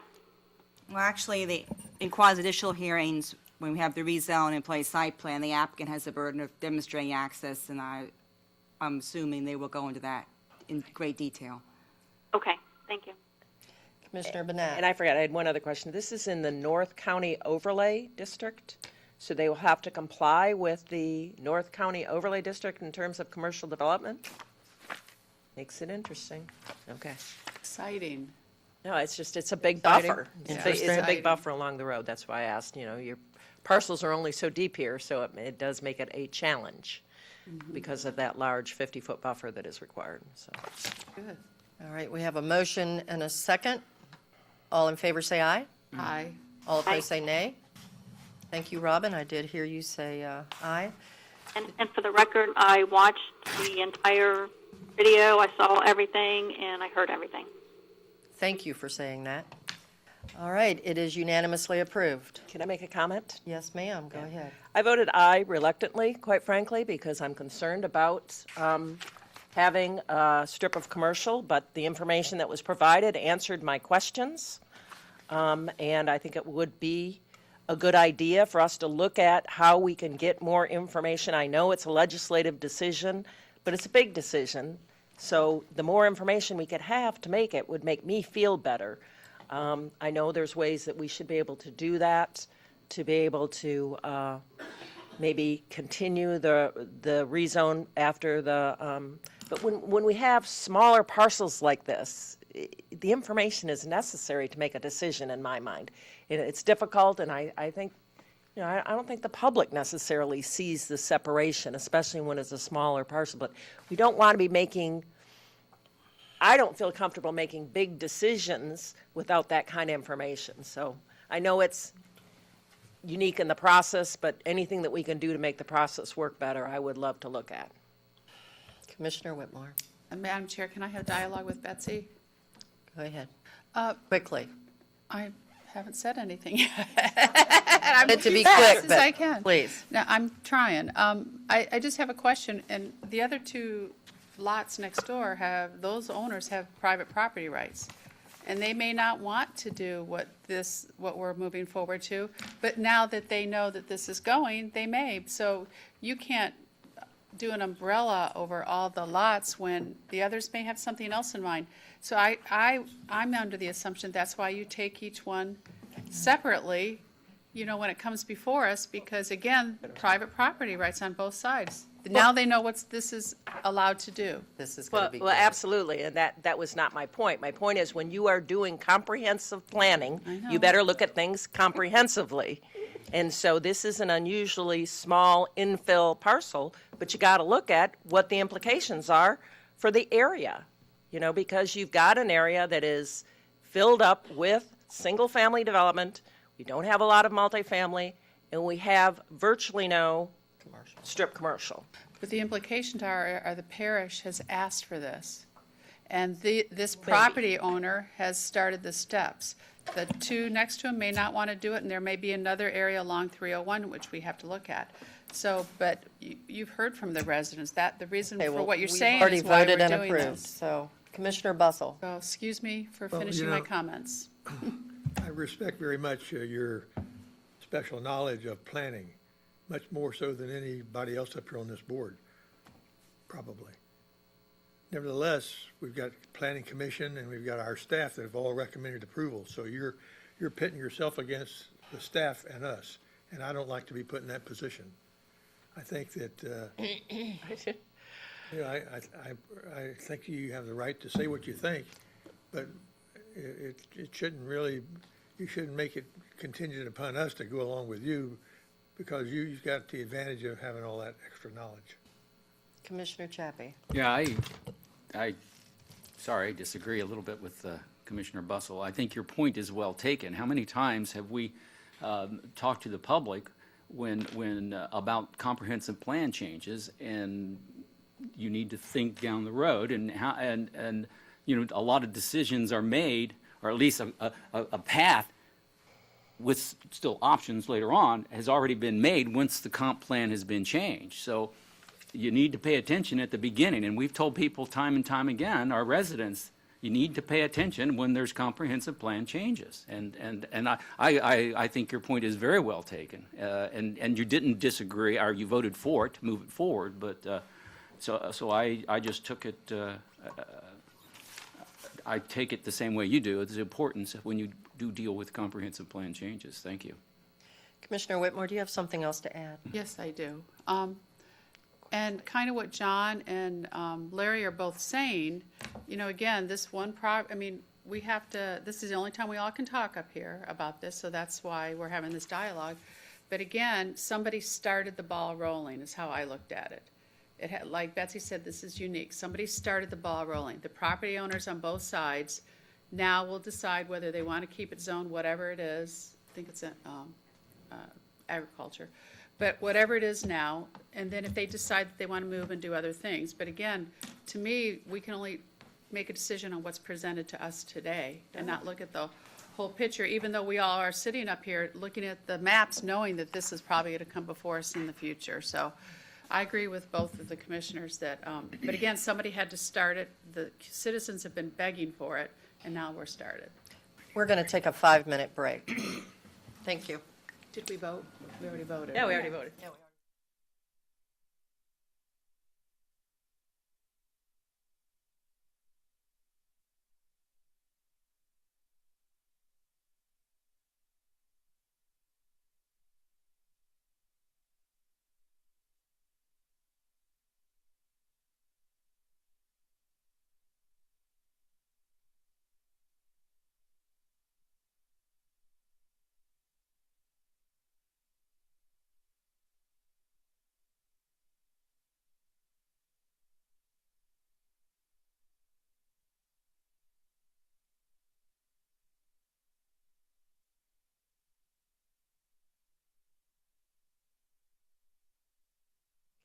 Item number 6.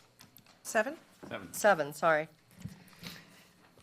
Z 1504, Tamiami Tennis Academy, a rezone of approximately 2.21 acres of a 4.05 parcel located on the west side of 14th Street West, commonly known as 3700 14th Street, Bradenton, from PDR to RMF9. This is a quasi-judicial, so we'll start with the introductory comments by staff. Madam Chair, it's on presentations upon request. Okay. Anybody wants?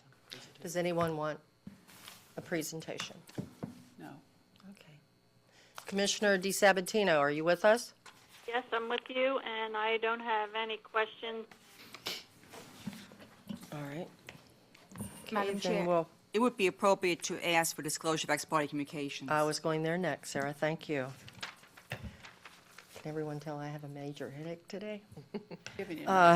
Has there been any ex parte communication on this item? All right, then we'll go to the applicant presentation, please. We don't need a presentation. We don't need it. I'm doing great today. Okay. Any questions? Sarah Shank, go ahead. Oh, yes, well, did anyone disclose ex parte communications? I think you asked for that. Good. Okay, well, we're not, and they asked for public comment, if there was any, I don't know. Public comment. Haven't gotten there yet. I'm all turned around. Okay. Is there anyone in the public that would like to come forward and speak on this item? Okay, I guess not. All right, we'll close public comment. And we'll go to any questions for the applicant. Sarah Shank. Oh, Yes, sorry, ma'am. is my number still on there? Yes. Okay, I have nothing further, we're just calling for the vote when you're ready. Okay. Motion to approve. Second. Thank you. We have a motion and a second. Any discussion? Madam Chair? Go ahead. This is a great infill property in our TIF, and, it's an area that was part of the CRA previously, is an area that is in need of redevelopment. The density is actually going to be a little bit lower, I guess, than what was originally proposed, so I think this is a really good project for this urban corridor. It's also one of our designated urban corridors, so I'm supporting the motion. All right. Madam Chair? Yes, ma'am. Go ahead. Yes, I totally agree. It's a great urban infill in the TIF, in the former CRA, 14th areas really look great. Commissioner, did you finish? I can't hear you. Yes, thank you, ma'am. Okay, Commissioner Chappie. Betsy and Robin hit all the points. It's a great infill on 14th Street. And I know this piece of property has had several times it come forward and nothing seemed to pan out, so hopefully this one will move forward. All right, Commissioner Whitmore. And whoever had the creative mind to name this corporation Tennis Academy, Tamiami Tennis Academy, at first I thought they were going to put some kind of tennis thing in there. So, I mean, they come up with creative names, but whoever did that got everybody's attention for sure. But I agree, it's a great infill project. All right, well, that's the last person on the board. We have a motion and a second. All in favor, say aye. Aye. All opposed, say nay. Motion is approved. Moving right along. Madam Chair, after the staff reads the item into the record, I have to ask Commissioner DeSabatino a few questions as part of this hearing to establish her attendance. One more time. One more time? Yeah. Didn't you do that in the beginning? You need to do it Well, again? Madam Chair, if this hearing is transcribed, it won't be part of the transcript unless I do it now. Okay, go ahead.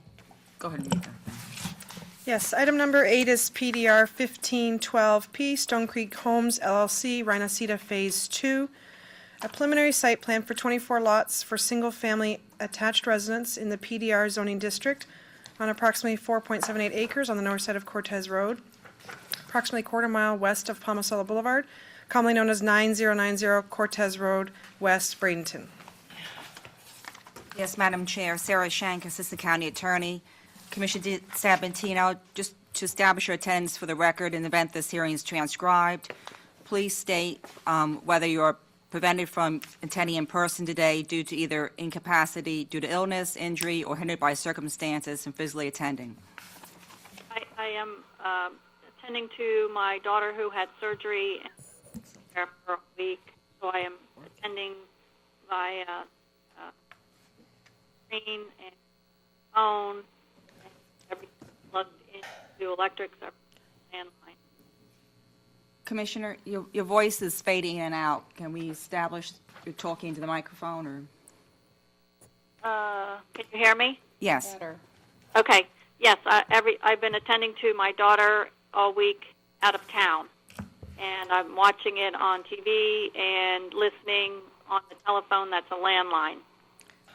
Therefore, Commissioner, you're able to clearly see all of the images the same as what the commissioners see who are physically present?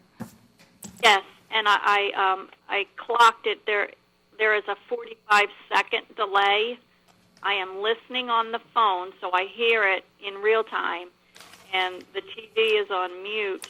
That's a 45-second delay, but I can see it.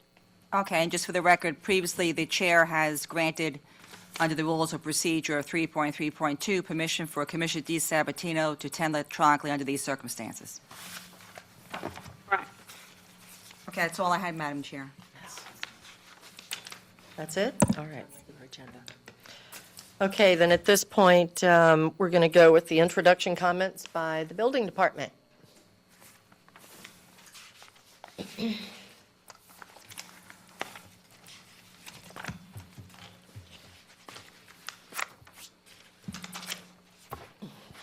Good morning, Madam Chair. I am Stephanie Moreland, and I have been sworn.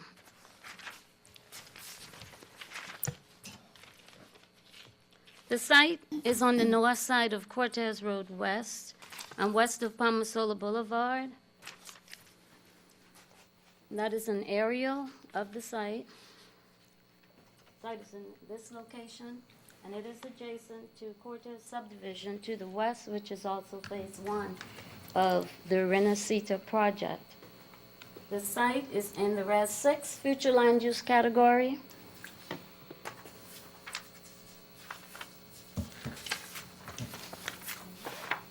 And also in the planned development residential zoning district. On January 7th, 2016, the board continued the meeting to allow the applicant time to discuss the proposed shared access, which is by means of a proposed inter-neighborhood tie connection between the two the existing subdivision and the proposed site. Rachel Layton is here. She is the applicant. She is the agent for the applicant, and she will come forward with new information. All right, before we go to the applicant, has anyone had any ex parte communication? No. Okay, go ahead. Thank you. Good morning again, Madam Chair and Commissioners. I'm Rachel Layton, Director of Planning at ZNS Engineering, and I have been sworn. We're here today seeking approval of a preliminary site plan for 24 single-family attached housing units on 4.78 acres following continuance of the application at the January 7th, 2016 meeting.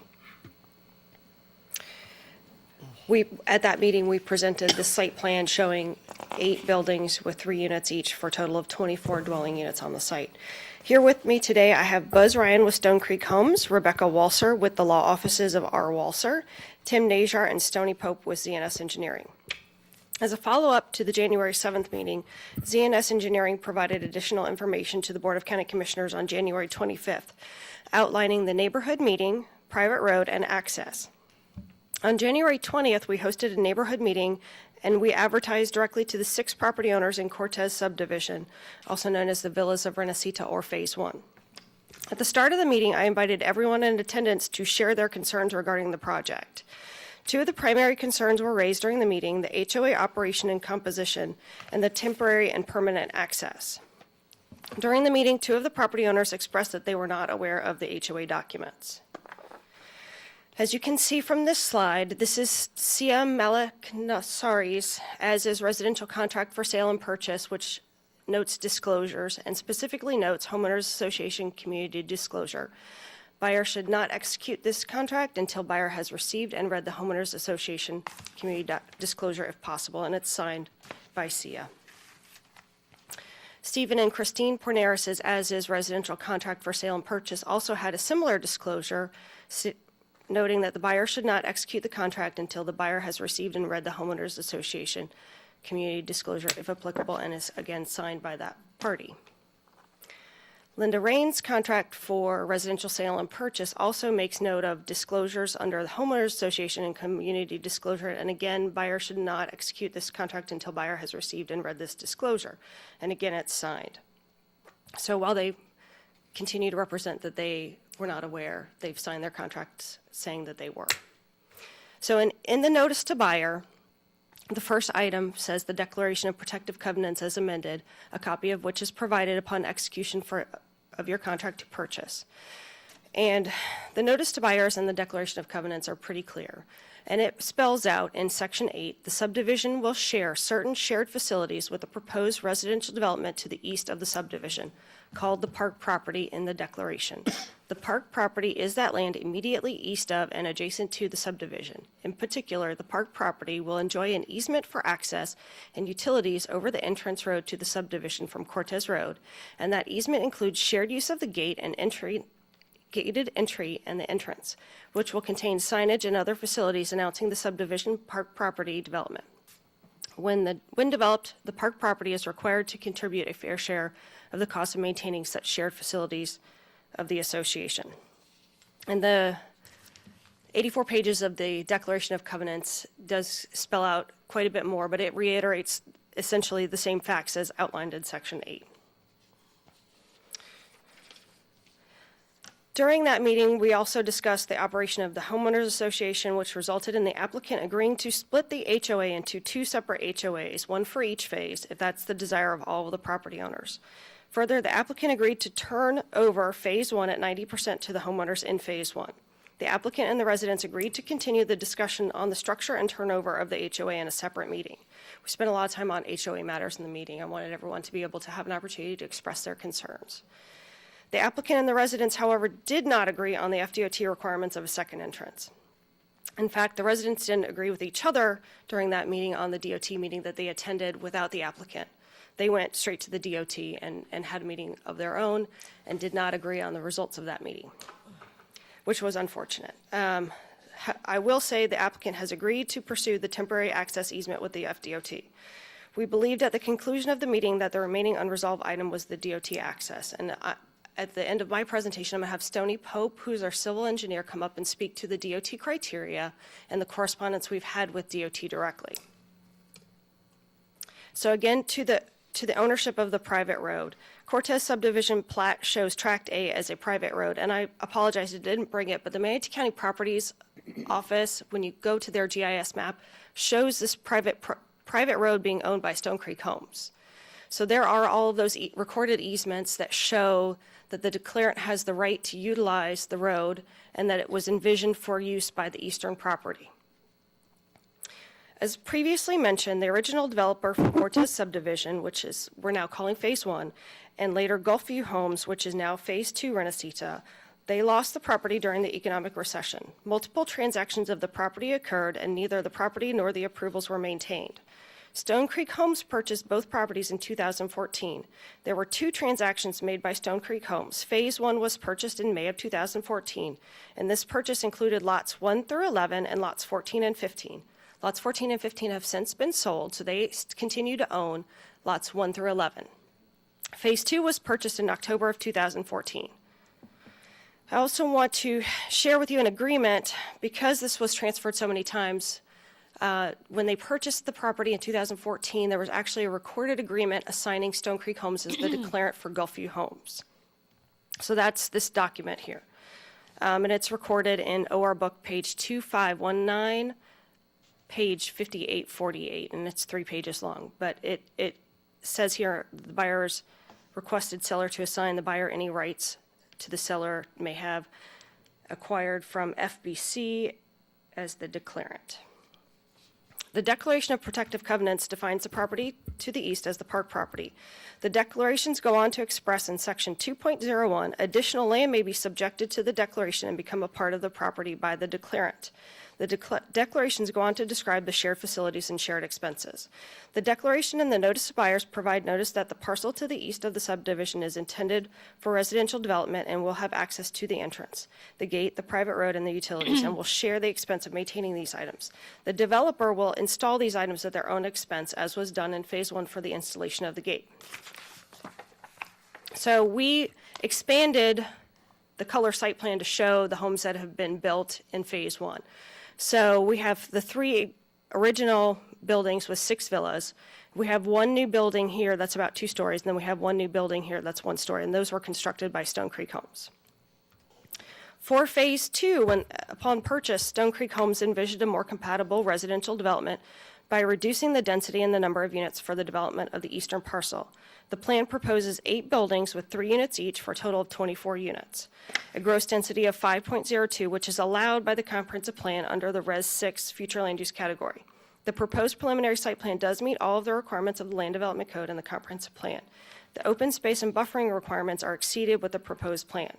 The property is zoned PDR, and the process is for the preliminary site plan to be heard by the Board of County Commissioners. Special and specific approvals are part of the plan development review process and allow for additional staff review. And as you know from the last hearing, we have staff support for approval of the project. The previous approvals granted at a gross density of 9.21 dwelling units per acre, and that was PDR 0343, which approved 44 multifamily dwelling units with access through the eastern parcel. Those units were much smaller than what is proposed. So I want to show this graphic as well. So to the east, we have Phase 2. The items in red are the items owned by the homeowners, and then the yellow are the villas that have been built by Stone Creek Homes, and then the green is what is under ownership by Stone Creek Homes and yet undeveloped. So they own 11 lots within the Cortez subdivision and have been granted status as the declarant. At least 1 resident has expressed written support of the preliminary site plan and shared access. I also want to show you some photographs of the existing development. So you can see here we have 2 of the existing homes, 1 of the new homes that's been built, and then another new villa that's been built. So here is the larger of the 2 paired villas that has been constructed by Weston Signature Homes. And then in the background is one of the existing homes. And so here's another shot looking at the east side of that villa. And then here we have one of the single-story villas that is on the Cortez Road side. So that is their eastern side, and then this is their western side. As you can see from these photographs, the villas have similar design. However, the newest villas are a bit smaller, but still compatible with those existing buildings. It's our position that the project is compatible, 3 units per building adjacent to 2 units per building. The intent of the comprehensive plan is met, the regulations within the Land Development Code are met, and the project is an infill development promoting the vision outlined in How Will We Grow. Again, we've worked closely with staff, and we've received positive staff report and recommendation for approval by Planning Commission. The proposed project is the logical progression of residential development. The project is an infill development. I want to reiterate the existing entrance and road were designed for use by both Phase 1 and Phase 2, and such use is outlined in those HOA declarations. Further, the Comprehensive Plan and Land Development Code require inter-neighborhood connectivity, especially when impacting a thoroughfare road. This is a logical connection. Prior to and following the neighborhood meeting, ZNS Engineering reached out to the Florida Department of Transportation. It's our understanding that a separate driveway would not meet the DOT requirements and that a shared driveway is preferred. Now, I would like to bring up Stony Pope to address the DOT criteria. Thank you, Rachel. Good morning, members of the board, Madam Chair, and commissioners. My name is Tony Pope, for the record, of ZNS Engineering. I am a licensed engineer in the state of Florida. At the end of our last meeting, we were granted the continuance to address DOT issues. I only have 4 minutes, so there's no way that I could address all the DOT issues in this shorter period of time. But in brief, we, at your request, at the board's request, as well as fears and concerns for the existing residents in Phase 1, we have reached out to DOT numerous times. I believe that you were copied on some email correspondence that went back and forth between us. Those were the result of about 4 or 5 conversations with Mr. Giddens over there at FDOT's office.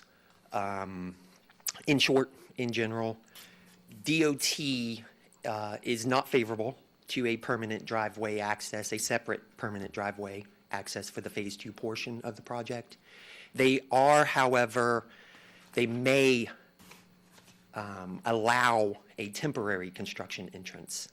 Granted that we provide them with certain criteria, traffic analysis for all the construction vehicles that will be entering and exiting the site. As you know, Cortez Road is a very congested road. There are numerous DOT requirements for that project, also known as State Road 684, that we would have to meet in order just to get the temporary construction access. However, the permanent driveway access is out of question. At the end of Ed's email that he sent to me, I would like to give you a direct quote. His last sentence in that email, he stated, "Also, I would like to add for this roadway, State Road 684, Cortez Road, the safest and best access for the traveling public is from the main entrance." And that main entrance is the existing entrance, the shared access for both Phase 1 and Phase 2. We're available for questions. If you have any, please hit me. I also have Rebecca Walser, the attorney we've retained, and I have some letters to enter into the record. Hello, my name is Rebecca Walls. For the record, I have been sworn. I represent Stone Creek Homes. I appreciate your job. I know it's very difficult to deal with being an elected official and having multiple voices coming at you. But what I want to do today, really briefly, obviously, is provide some clarity on our legal position and the special circumstances surrounding this particular application. The first thing that I want to talk about very quickly is that we obviously do have planning commission approval, and we do have recommendation by staff, and we do meet the current comprehensive plan and land development code, and that is unusually important in this circumstance, which I'm going to explain to you in just a moment. But I do want to address, there was a public comment letter received late yesterday from a resident of the neighborhood, and I do want to address a lot of the voices that you're hearing from the actual residents, because I do feel that there have been several misrepresentations made under oath. In order to protect my client, we were retained.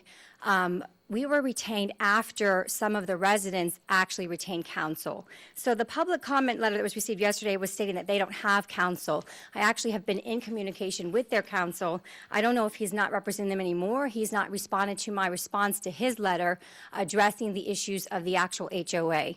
So I do want to state for the record that from my perspective, some of these residents or property owners, I'll say, do actually seem to have counsel, even though they've misrepresented that according to the letter yesterday.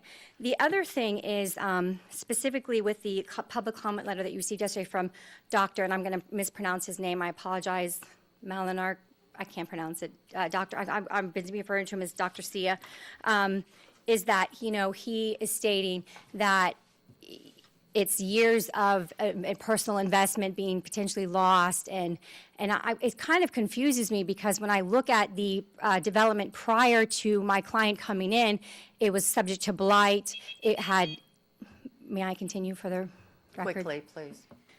Subject to blight, and obviously they have done a lot of development and brought it back in. To turn to the actual legal situation that we have here that is special with this case, and obviously Sarah can speak to this, but this case is special because originally in 1988, the original developer entered into a joint stipulation and order of prejudice with Manatee County. It was a joint agreement that is final and binding. It's a final judgment, and that actually allowed for 12 units per acre with a construction right of 3 floors over parking. So that's what we actually have. My client has been assigned those rights through a series of assignments that have happened with multiple developers. As you know, in 2003, the original PDR was submitted from Gulfview, and it was denied originally. It was rejected as not in compliance with current plan, which at that time was 6 units per acre. So at that time, Gulfview did file a motion for contempt, and Manatee County was at that time found at the circuit court level in contempt and for not I'm going to have to ask you to hurry up to finish, please. We have to stick by the guidelines. I understand. So anyways, the county was found legally in contempt because they rejected the plan because it was not in compliance with current development use. That was appealed to the second DCA. The second DCA affirmed the county that it is binding, the joint stipulation of 12 units per acre and 3 floors is binding on this county. That has been affirmed at the appellate level. So what that means is we could be submitting a site plan asking you for a density of 12 units per acre with 3 floors over parking. So it's my presentation to you, persuasion to you, that everybody should actually be happy that we're submitting 24 units to be continued on Site 2, and the homeowner concerns of it being affecting their property values would be much worse if that's what we were doing. And the longer we continue on no basis, there's no basis legally for a denial. So the further we go down this road, the closer we're getting back to further litigation on this matter. Thank you. Thank you. I do have a copy of the cease and desist, if you guys would like the cease and desist letters that we have sent out for the record. I have enough copies if anybody would like some. Commissioners, would anyone like that? Just the clerk, and then they'll pass them. All right. Do we have any questions for the applicant? Commissioner Benak. Yes, and as long as we have the attorney standing there, maybe she can answer this. What is the definition of declarant? It's not a term we hear a lot in our land use discussions.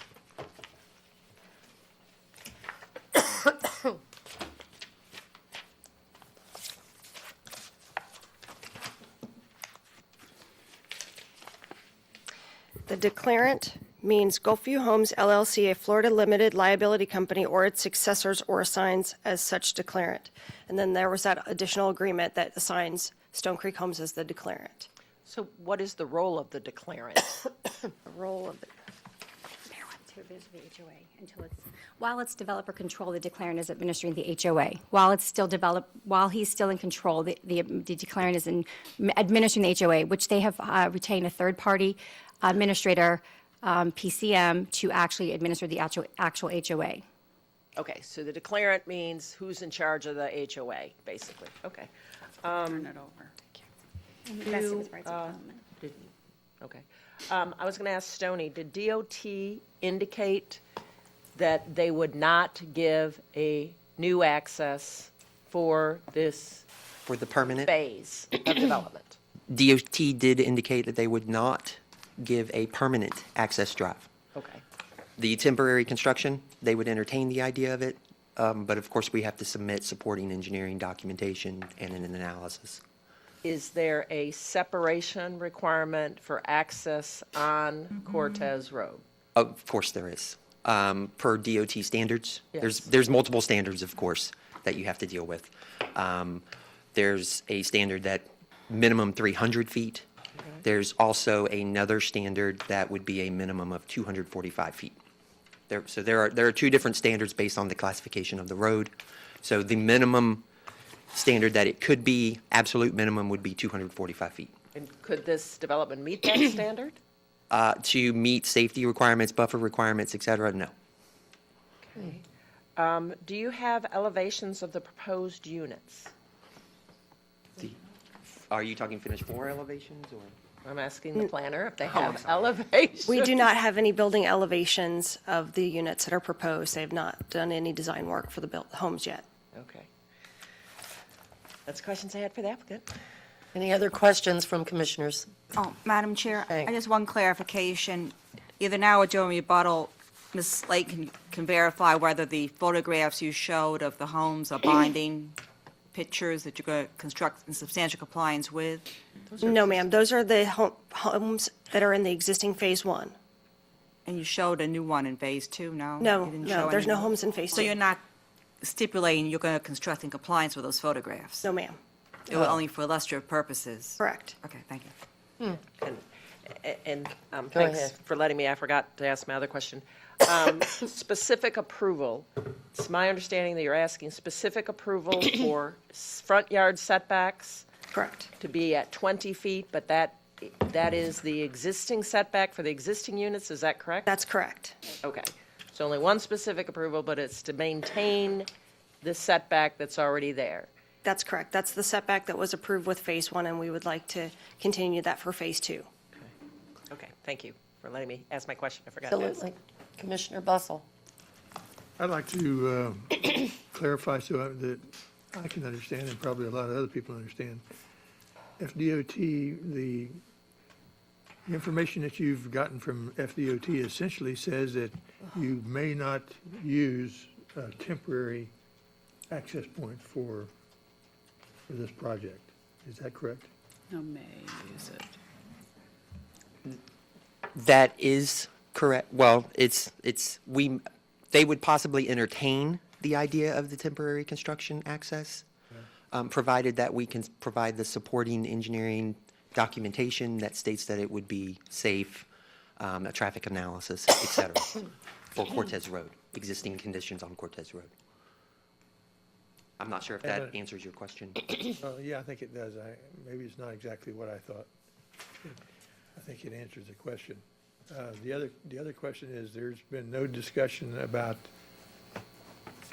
use of whether or not the existing documentation either approves or permits or does not permit use of the gated access point as a construction entrance.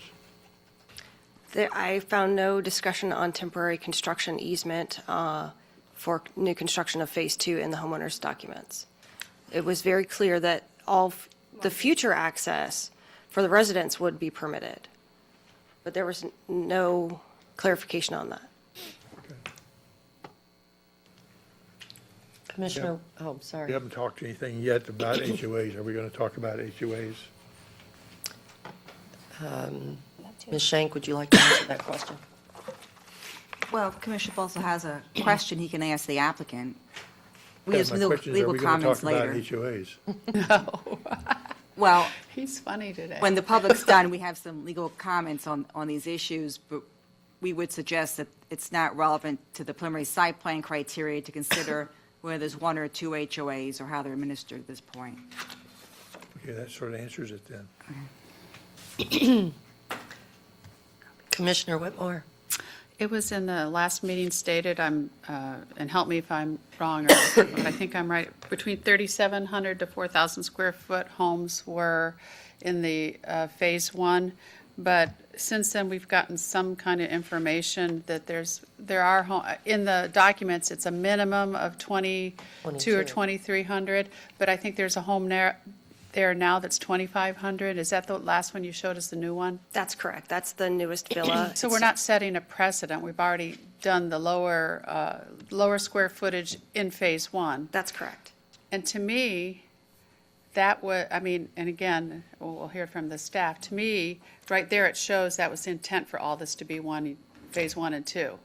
Because if you're going to, because I've drove by it 1,000 times on Cortez Road, and to me, it has been blighted for years. And I felt so sorry for the one unit that's been there for so many years, and I'm glad they hung in there. But to me, now that you've done what you're going to do in Phase 2, in Phase 1, that just shows the progression that was always the intent. And would you concur, or am I missing something? I believe that is the intent, is for with the 3 units in one building, the footprint inside of the lot is 2,100 square feet with all of the setbacks. But again, the homes haven't been designed yet, but that would be the maximum for the first living level, the absolute maximum. But again, it's not been developed. That's just what can feasibly be built within the setbacks. Which is a good-sized house, I mean, compared to what we approve everywhere else. Okay, thank you. And I didn't know if anybody had caught that, but to me, that made my decision and made me think that this was always the intent of Phase 1 and Phase 2, because you can't use the argument that these were large homes and they were exclusive, because that Phase 1 actually has the same square footage that you're looking at in Phase 2. So, I have, go ahead, Betsy. Well, the legal issues were brought up by the attorney. The previous developer appealing the decision and getting a legal decision. How does that legal decision affect us? We were going to save all legal comments till after close of public comments. Okay. We'll be prepared to address that. I'm going to bring up right now the two handouts that we were given, that the commissioners were given. I'm a little bit concerned about Commissioner DeSabatino. oh, yeah, that's right, you got to put it on. Have we emailed them to her where she can look at them right quick, or what are we doing there?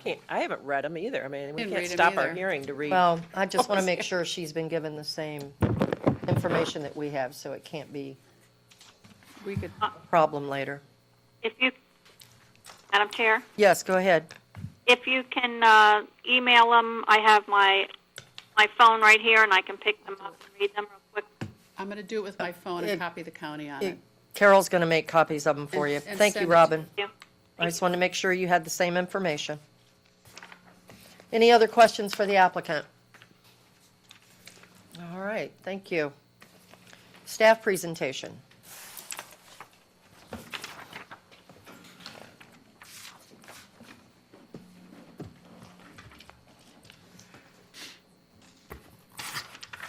Once again, Madam Chair, I am Stephanie Moreland, and I have been sworn. Can I have the presentation, please?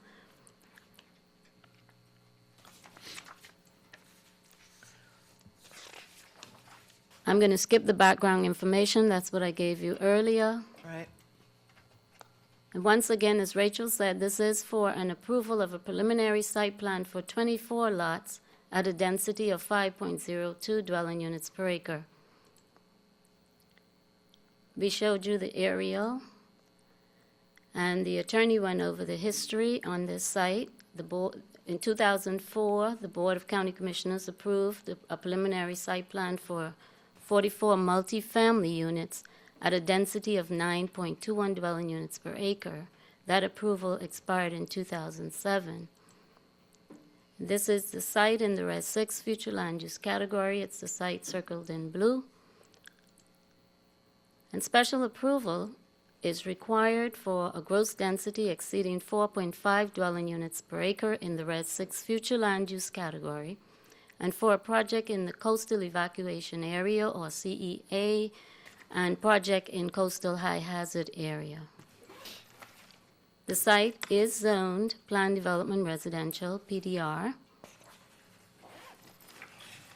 And the site has 4.78 acres. It is in a flood zone AE with a base flood elevation of 10 feet or 11 feet. It is in a hurricane evacuation zone A. There are no wetlands, and it will utilize water and sewer, which will be privately maintained. This is the site plan which shows the proposed development of the 24 lots. And there's a 20-foot wide roadway buffer which is proposed along Cortez Road with a 6-foot high fence. And there are 25-foot wide perimeter buffers proposed. There's a stormwater pond, and there's 0.44 acres for a recreation center. The maximum height of the building is proposed to be 35 feet. And the discussion today is about the shared access with the existing subdivision, which is a platted subdivision that has been constructed. And all the documents staff read and was comfortable that this access was intended for this second phase of this development. These are the setbacks, and yes, specific approval is being requested by the applicant for a 20-foot front yard setback. Schools in the area, and that is School Service Area 4, are Seabreeze Elementary, Sugg Middle School, and Bayshore High Schools. These are a few pictures of Cortez Road looking east. You saw these in the January hearing, so I'll just go through them quickly. And this is Cortez Road looking west. This is the existing entrance at Cortez Road West. This is the inter-neighborhood tie that is constructed. It's waiting for the next part of it to be completed. And this is the site.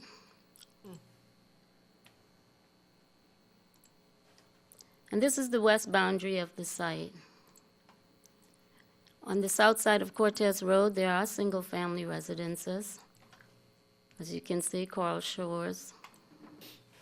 And these are the buildings that are in the Cortez subdivision, the attached residences.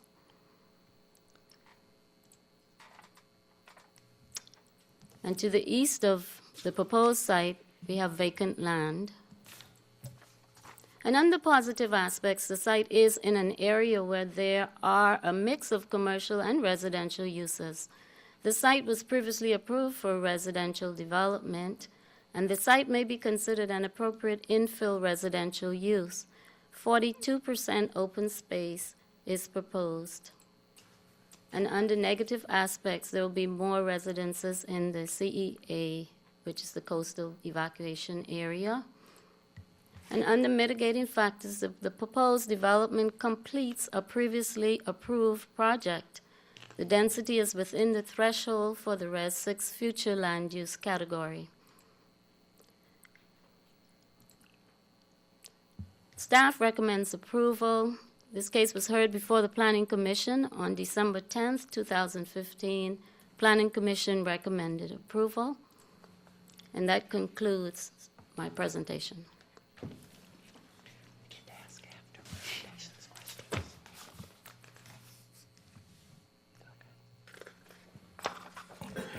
All right, we're going to break for lunch at noon, and we'll be back in here at 1:30. Just wanted to make sure everyone realized that. Commissioner Benak. Yeah, you had indicated that there were more units proposed in the CEA, but I thought I heard from the applicant's presentation that it was less units than what was previously approved, and also less units than was approved and upheld by the court. Could you clarify that? Yes, for clarification, when I say more units proposed, I am talking about what is existing. Oh, okay. And then when you construct more, that's more. So, yeah.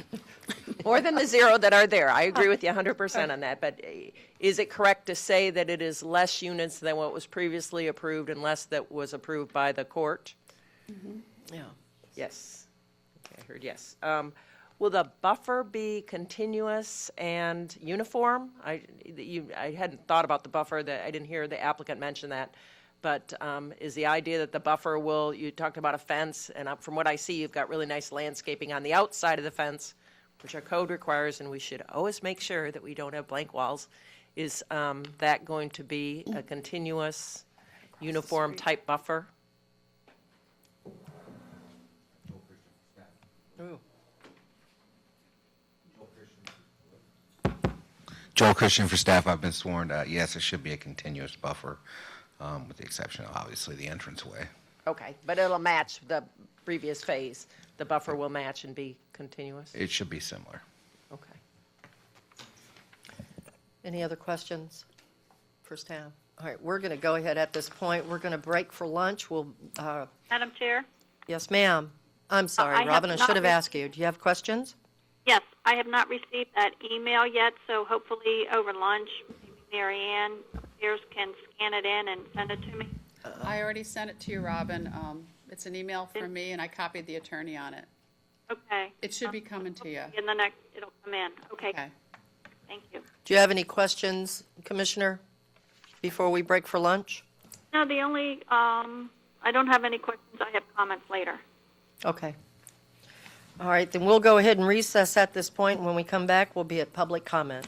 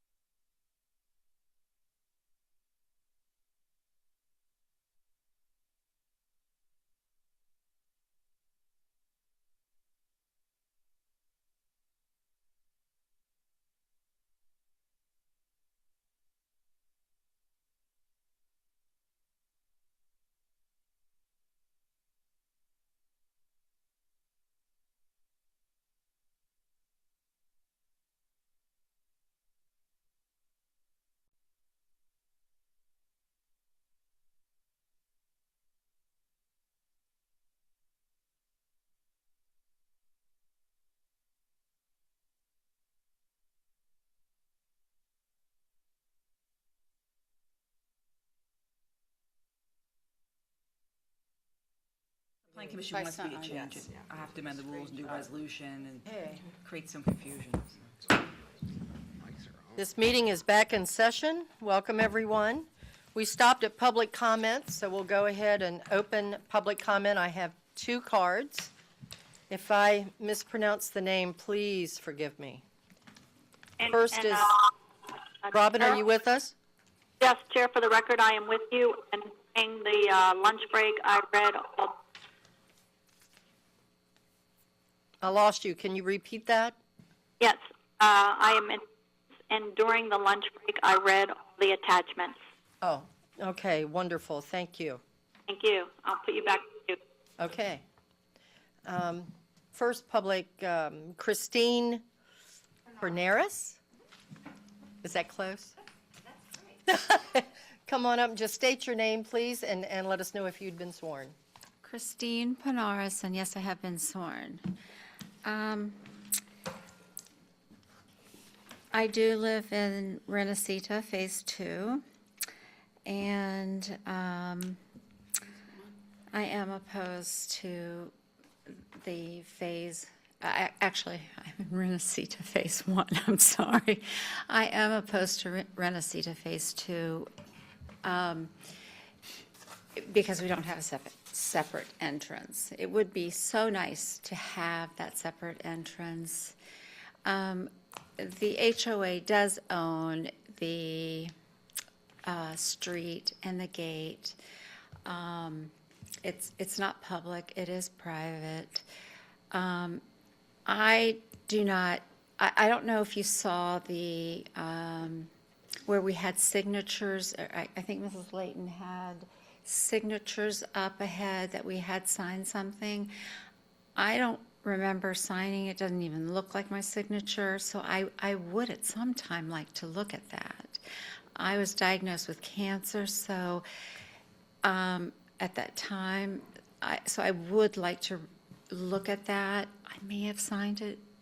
I don't know, but is there a possibility that I could look at that at some point in time? You can talk to the applicant. I can? They said- Okay. The other thing is, I was given a cease and dismiss order, a desist order. And I guess there was one small infraction that I made, and being up here, you get a little nervous, especially if you're not used to public speaking. Try being up here. I mean, I used to teach nursing, but it's been a long time. I do now know where I made that little small infraction, and I shouldn't have. And you have that cease and dismiss order. But I also wanted to give you this letter that my husband wrote. Do you have it? Okay. I wanted to give you this letter as well to put in with that letter. It's a letter about the termite problem that we have had since we've moved in, and that I have talked to the homeowner about. We have cabinet termites, or I don't know what you call them. There's 2 types of termites. There's cabinet hardwood termites, and then, the other kind. Subterranean. So, yeah, that's it, subterranean. The homeowner, actually, I'm not going to throw you under the bus, but he did say, that the homeowner did say that he would talk to my husband about it. But we've been dealing with them for a long, long time. Our neighbor, we have adjoining homes, and our neighbor will not tent, and we really need to tent. Like I said, I have cancer. I'm still going through chemotherapy. I cannot live in a home with termites, and this is why we need our HOA so badly, and nothing is being done. I mean, I really need to have my HOA on my side and really push my neighbor to really tent. And right now, we don't. To ask you to finish up. Finish please. up. Anyway, I'm hoping that we can have a new entrance. I mean, that would make life a lot easier, traffic a lot easier. And I did, I had one more thing. You showed some really nice pictures up there of the new homes. This is what is there something that you?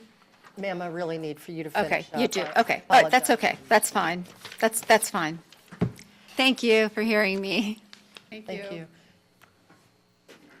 I'm going to do like others. Dr. Sia? Malik Nasri. Easy, huh?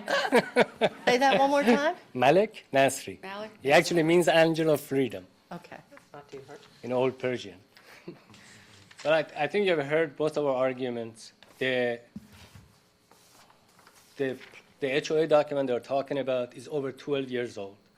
The plots were two main plots, one for Cortez subdivision, the other one was for Gulfview condominiums. They were condominiums. They weren't homes.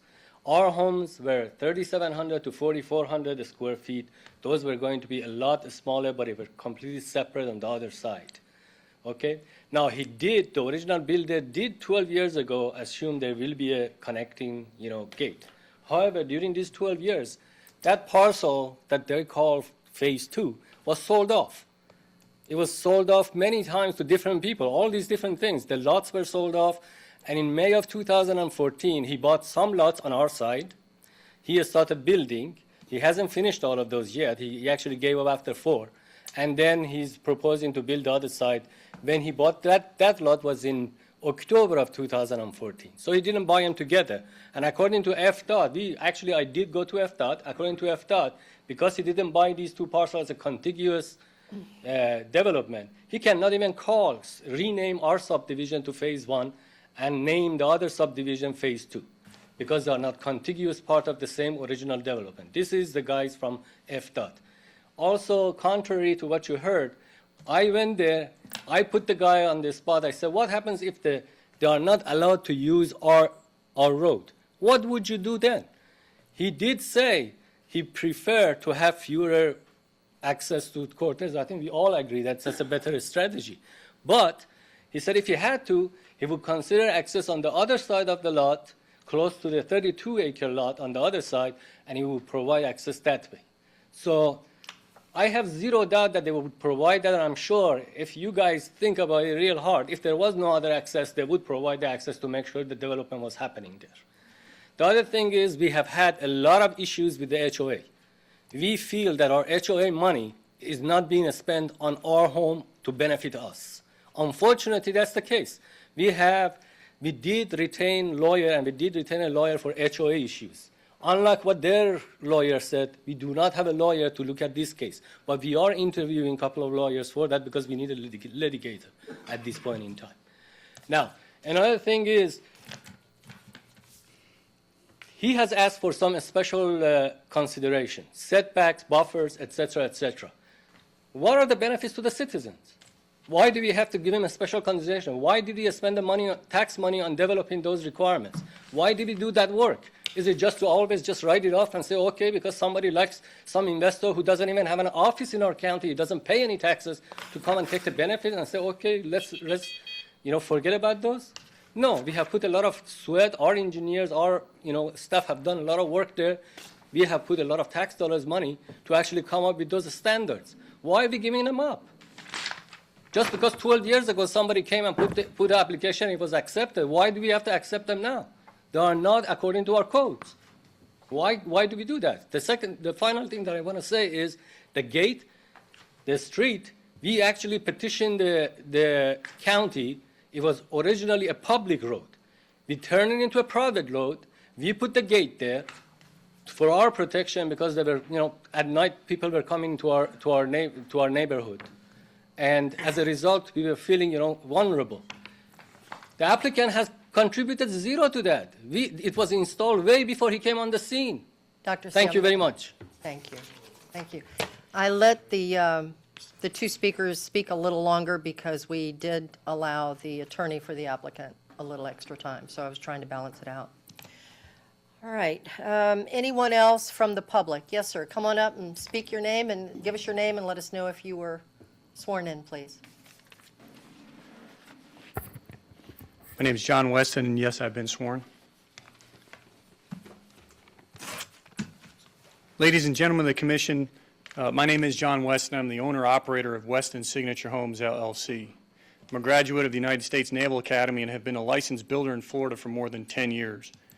I have known and done business with the applicant now for more than 5 years, and specifically have worked with them at the Villas of Renacita since 2014. I'm also a member of the Board of Directors of the community's HOA. I'd like to share some thoughts and pictures of the community before the declarant took over. And I do have copies of what I'm going to present. You may already have it, but the last page might be mine. Thank you. Are you going to put that up on the screen? Yes. Okay, thank you. As you can see, the community was in complete disarray, and no one was taking care of it. There's an existing foundation that was there for 5 years with rebar sticking up, completely unfinished, weeds growing through it. It was a typical, albeit extreme, example of a failed subdivision throughout that time period. Since that time, the declarant and my company have invested well over $50,000 in community improvements. Improvements including gating the entrance, new mailboxes for all residents, a community monument sign, and extensive landscaping improvements on the existing homes and the common areas. I'd like to show you a few of those photos.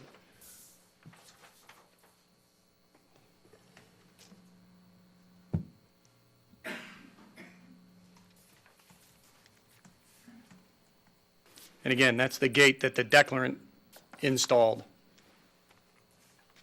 I'll leave that up there. I'd also like to briefly touch on the construction of the potential new homes themselves in Phase 2. While I realize discussion on the size and composition of all of the new homes to be constructed in this new phase has absolutely no bearing on what the commission is to vote on today, it was clear that previous public comments from the last BOCC meeting, though they contained numerous inaccuracies, weighed heavy in the commission's decision to postpone a vote. First, comment was made that the size of the homes in the existing community were 3,700 square feet and up. As it was already mentioned, that's factually incorrect. Two of the new homes my company built in the community last year were 2,300 to 2,500 square feet. And I could reiterate the declaration stating a minimum square footage of 2,200 square feet. Second, comment was made that the homes to be built in Phase 2 would be substantially smaller. I'm the builder. I've made no plans whatsoever, so we have not designed those yet. When the time does come, we're going to take a look at successful communities such as Harbor Isles, Palmasola Bay Club, and Mirabella. Mr. Weston, just finish up when you can, sir. Thank you. Thank you. Those three communities have been very successful and clearly show that a square footage closer to 2,000 square feet is much more successful than the one closer to 4,000 square feet for our area. Ladies and gentlemen of the commission, I have dozens of subcontractors counting on performing the work in this second phase. I respectfully ask you to consider approval so I can put my people to work and make the community whole. Thank you. Thank you. Anyone else from the public? Yes, ma'am. Come forward and just give us your name and let us know if you have been sworn in, please. Sure. Good afternoon, Madam Chairman and Commissioners. My name is Tracy Ryan. I have been sworn in. I am the wife of Buzz Ryan, the applicant, and I've been involved with the project since the beginning when Stone Creek Homes purchased the property.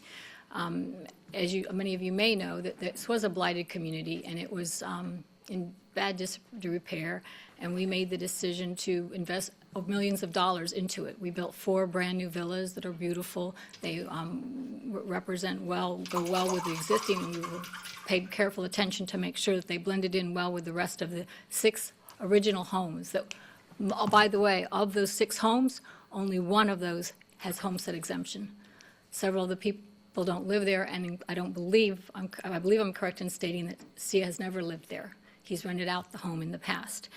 I also want to make note that he did pay $280,000 for his property in a short sale in November of 2000. 12, and I have those records. He also owns other multiple properties in Manatee County, and so him stating that he is not he's just a poor homeowner that doesn't have any money and can't afford an attorney, I feel is. Ma'am, let's Okay, keep you're it right, clean. you're right. But I do have those for your record if you would like. I also would like to submit, the only reason that we hired Ms. Walser was because of the fact that we received letters from their attorney, accusations, threats, and so we had no choice but to hire an attorney, and that's exactly what we did. And I'd like to submit these letters to you that were the letters that we received. And if you would, please stick to the merits of this case, please. Of course. And I believe that you all would like to hear from one of the homeowners. There are two homeowners that do support the project.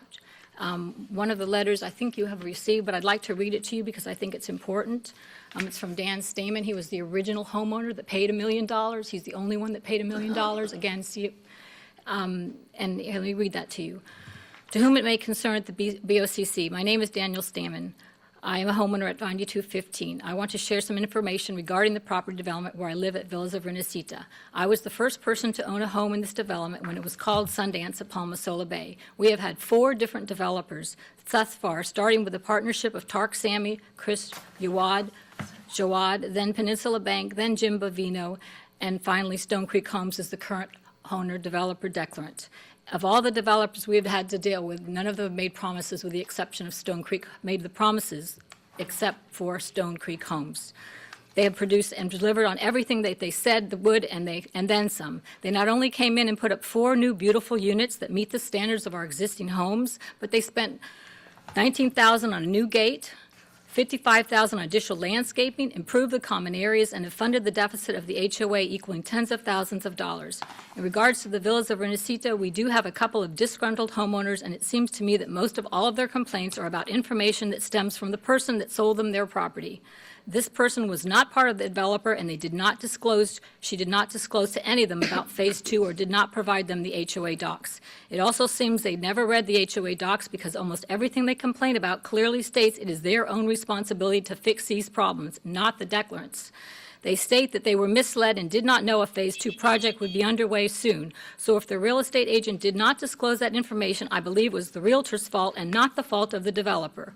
I just wanted to voice my approval of Stone Creek Homes as a declarant, plus how they are maintaining the property and how the HOA is being run. We are a community of only 7 different owners at this time, and it seems like my neighbors feel like everything should be perfectly run, similar to a mature development that has 200 residents and has been around for years. Everyone knows our development is not finished, and as you can expect, there's going to be construction, et cetera, Are you and gonna closing. finish up It's here in almost just a finished, minute? yes, I'm sorry. I'm in favor of the Phase 2 construction using our main entrance off of Cortez Road. Thank you. Thank you. Anyone else from the public like to come forward? All right, not seeing anyone else from the public. We'll go ahead then to questions from the County Commission. Commissioner Whitmore. Well, somebody made a comment, it's nice to make the community whole, and I know it was one of the public, but I don't remember who, and that is where I'm coming from. It would be nice if somebody could get something in writing from FDOT that they can't do a separate entrance. I know we're all hearing this, but if we have something in writing, okay, and there's somebody in the audience that confirmed it, when they come up for rebuttal, they can confirm they have something in writing that they can't have another entrance. I'd like to ask our attorneys about, somebody made the comment about the developer buying the lots at different times or part of the project, but to me, from what my explanations with Bill Clegg and Sarah yesterday or the day before, is that land, the agreement from years ago will always go with that land no matter what. Even if you build the development you're building today, if you rip the whole thing down, they still have a right to do 44 units versus 24 now, and they always will. So if it's okay, Madam Chair, if he could explain that, because that was made at comments. Mr. Clegg. Good afternoon, Madam Chairman, members of the board. For the record, I am Assistant County Attorney Bill Clegg, and I'll be happy to explain that. Commissioner Whitmore, in 2003, when I'd just been here a couple of months, when the trial court across the street handed down the order that was referenced in the applicant's testimony, finding the county in contempt of court, and they fined us $5,000 a day, which caused a lot of consternation here in this room. That's about $1.8 million a year, or $150,000 a month. I got involved after that. I had no involvement up to that point, and helped Jim Minix to appeal that order, and we had some, what I would describe as partial success.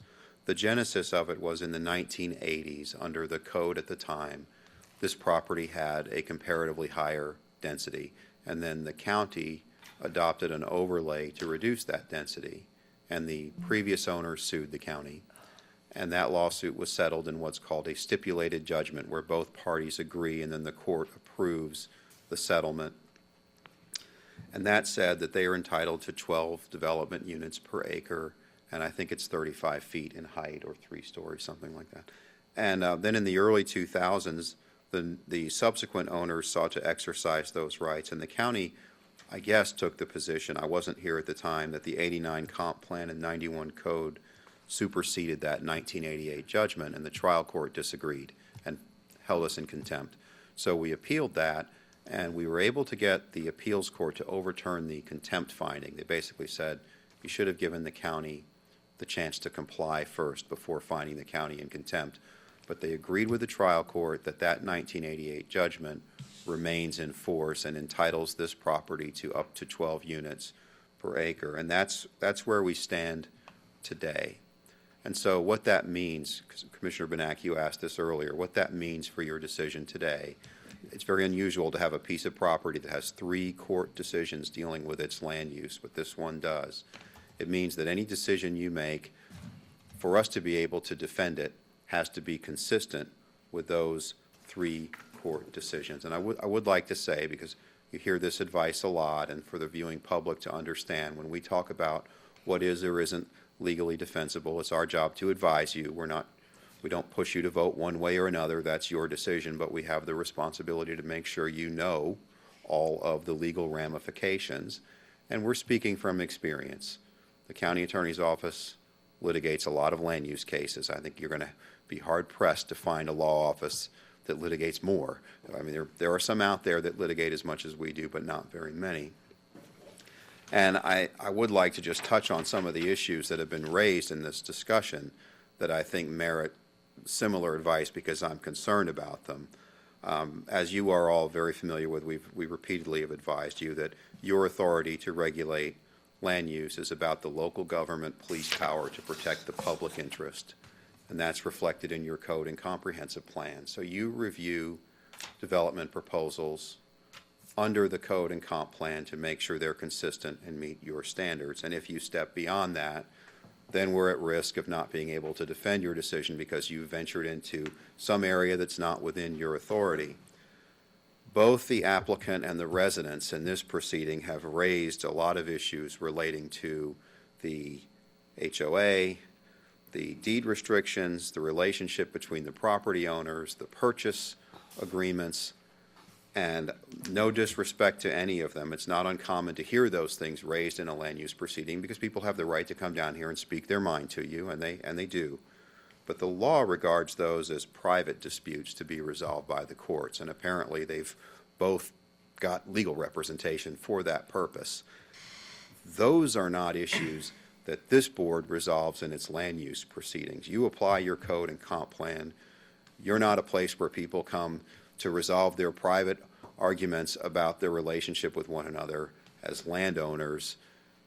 That's only a judge can do that. And also, you don't act as a sort of super oversight board for homeowners associations. Those are private relationships. Incidentally, Commissioner Benak, the reason you keep hearing the term declarant is because they're set up with a declaration of restrictions and covenants that's recorded against the property when the development is in the single ownership of the developer.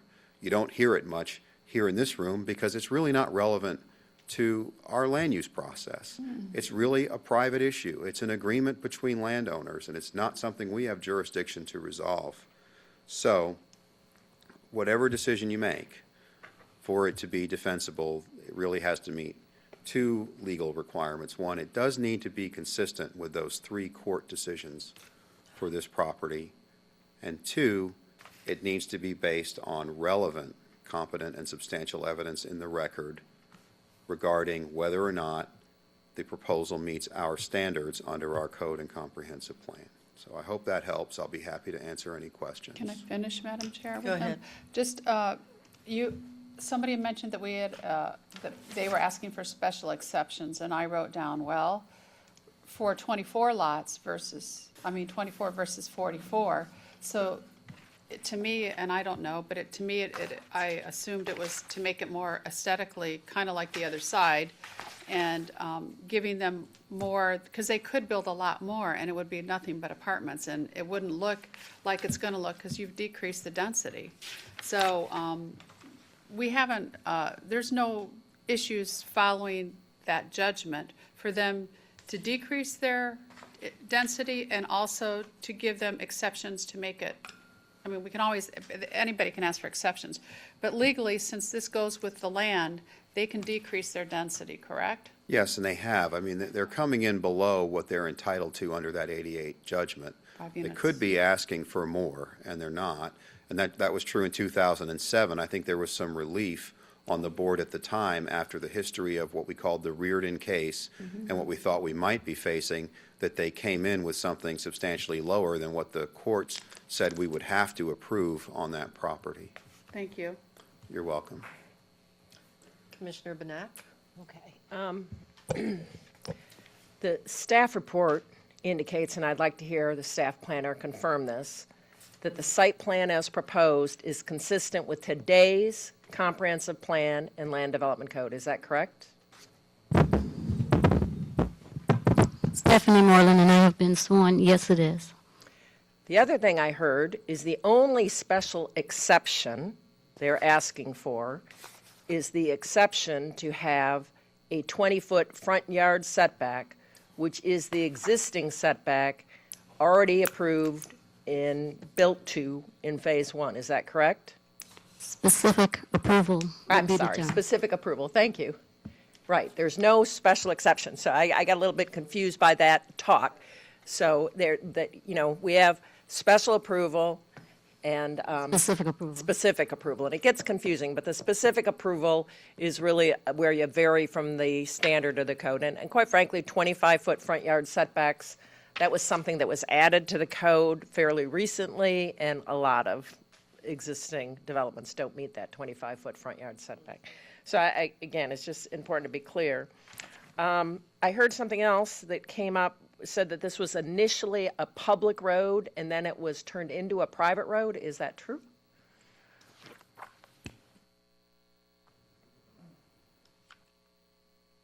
Madam Chair, Commissioner. No? Nope, There you it's go. on. I'll start over again. Madam Chair, Commissioner Benak, based on what had been previously approved on the construction plan and also subsequently on the final plat, in both cases, the internal street was identified as private. That's why. I thought so, because we don't have public improvements in the coastal hazard area, generally speaking. Is that correct? That is correct. Okay. What right, this may be a legal question, so I'm not sure who can answer it. What right does the proposed developer have to access 43rd Terrace West? What right does that property owner? That seems to be the biggest issue, that they're sharing this road and sharing the access. What gives the proposed developer the right to utilize that private road? Madam, Commissioner Benak, the applicant can answer that question. Basically, it's one subdivision with two different phases. It's no different than any other subdivision that's been approved. It's common area, it's private road, they own everything. It's not already in private ownership by the individual homeowners. Well, that's really what I'm looking for, an answer, because it's a private road, and I wanted to know that they have the right to access a private road, that the people that live there can't say, you can't have access to our private The road. staff has already reviewed this, and they can provide the appropriate testimony on that point.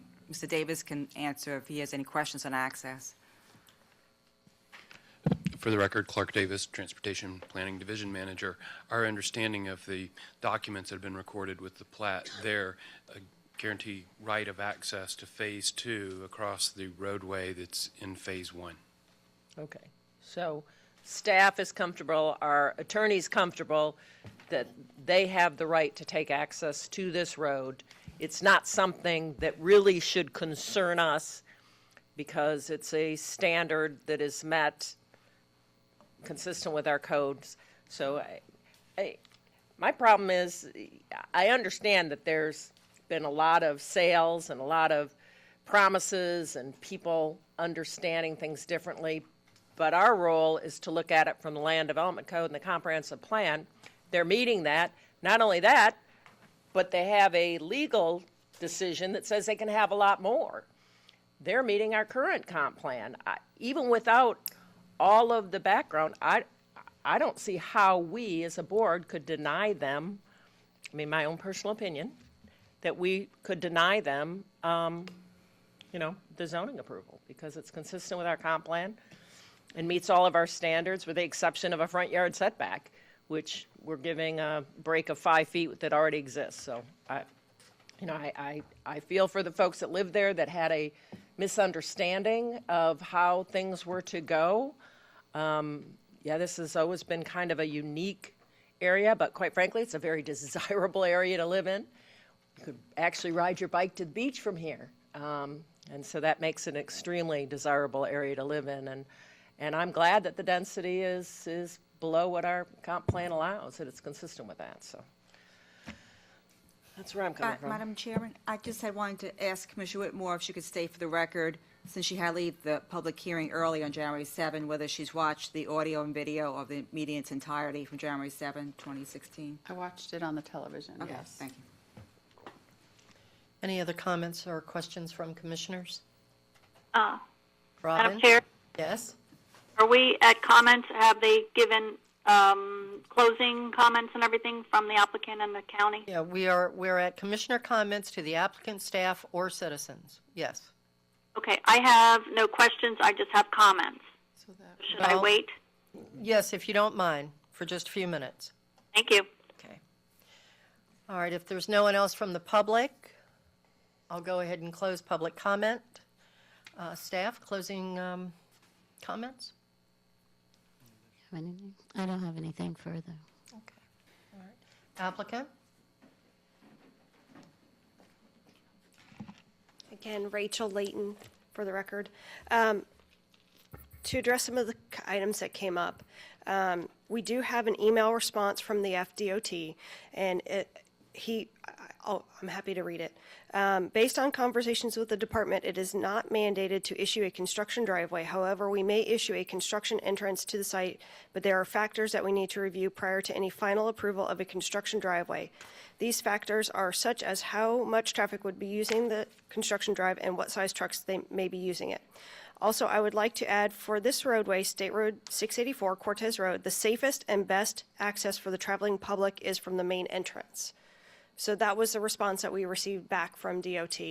And the way that we understand the rule is that doesn't matter how far apart the purchases of the property were, the declarant status puts 11 of those lots and the declarant status to Stone Creek Homes for Cortez Subdivision Phase 1.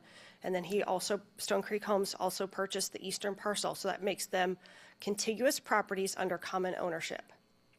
And so the DOT doesn't like to issue permits for multiple properties under the same ownership on this type of road.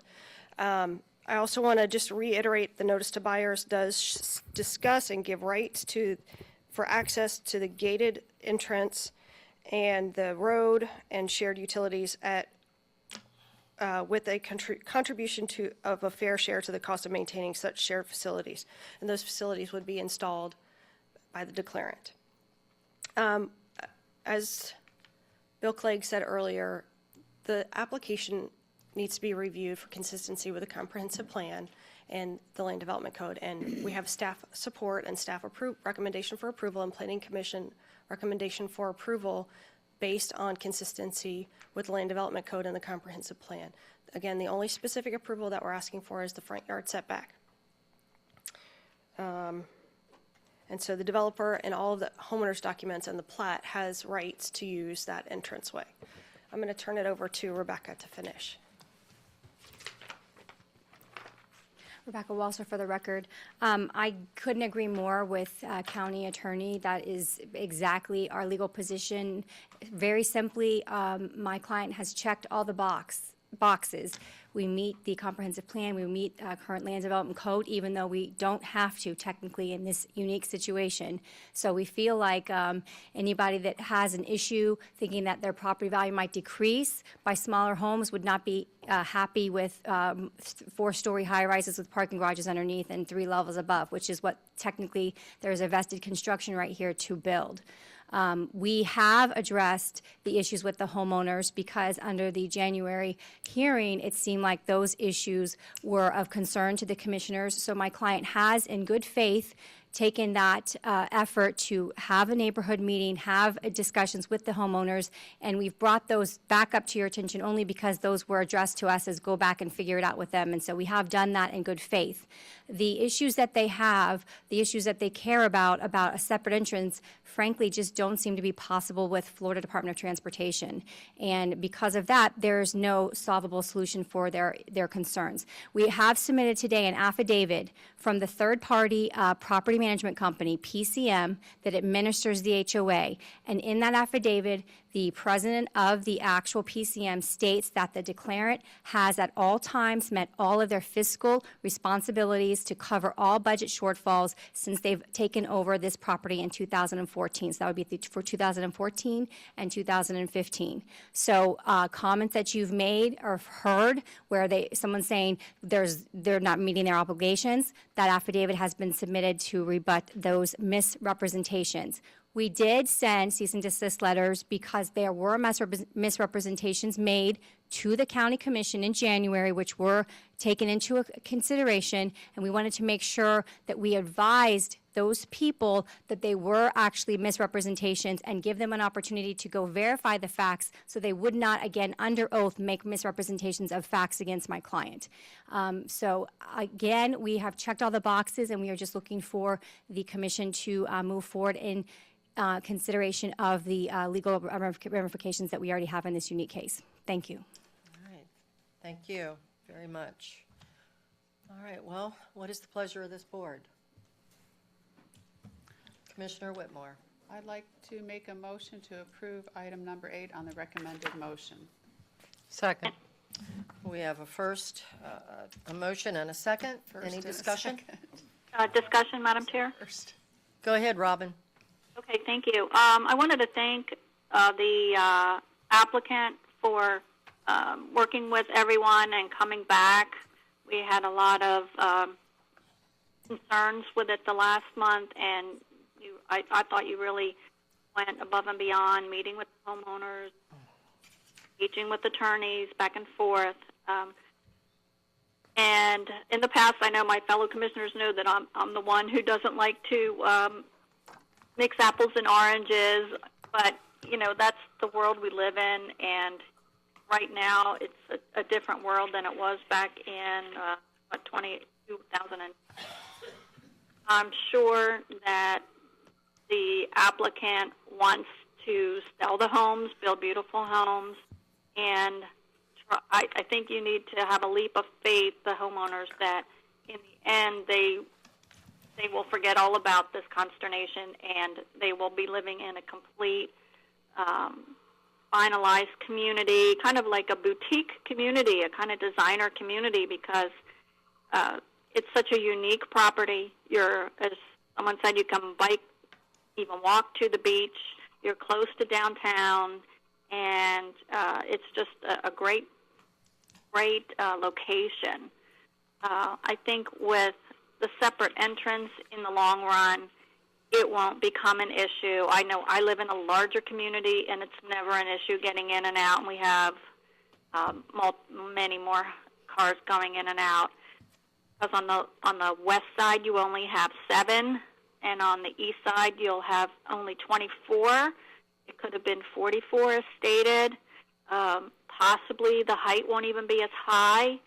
And so I think in the long run, if you bear with the growing pains, you'll really enjoy, because I live in a community that wasn't finished, and now it's finished.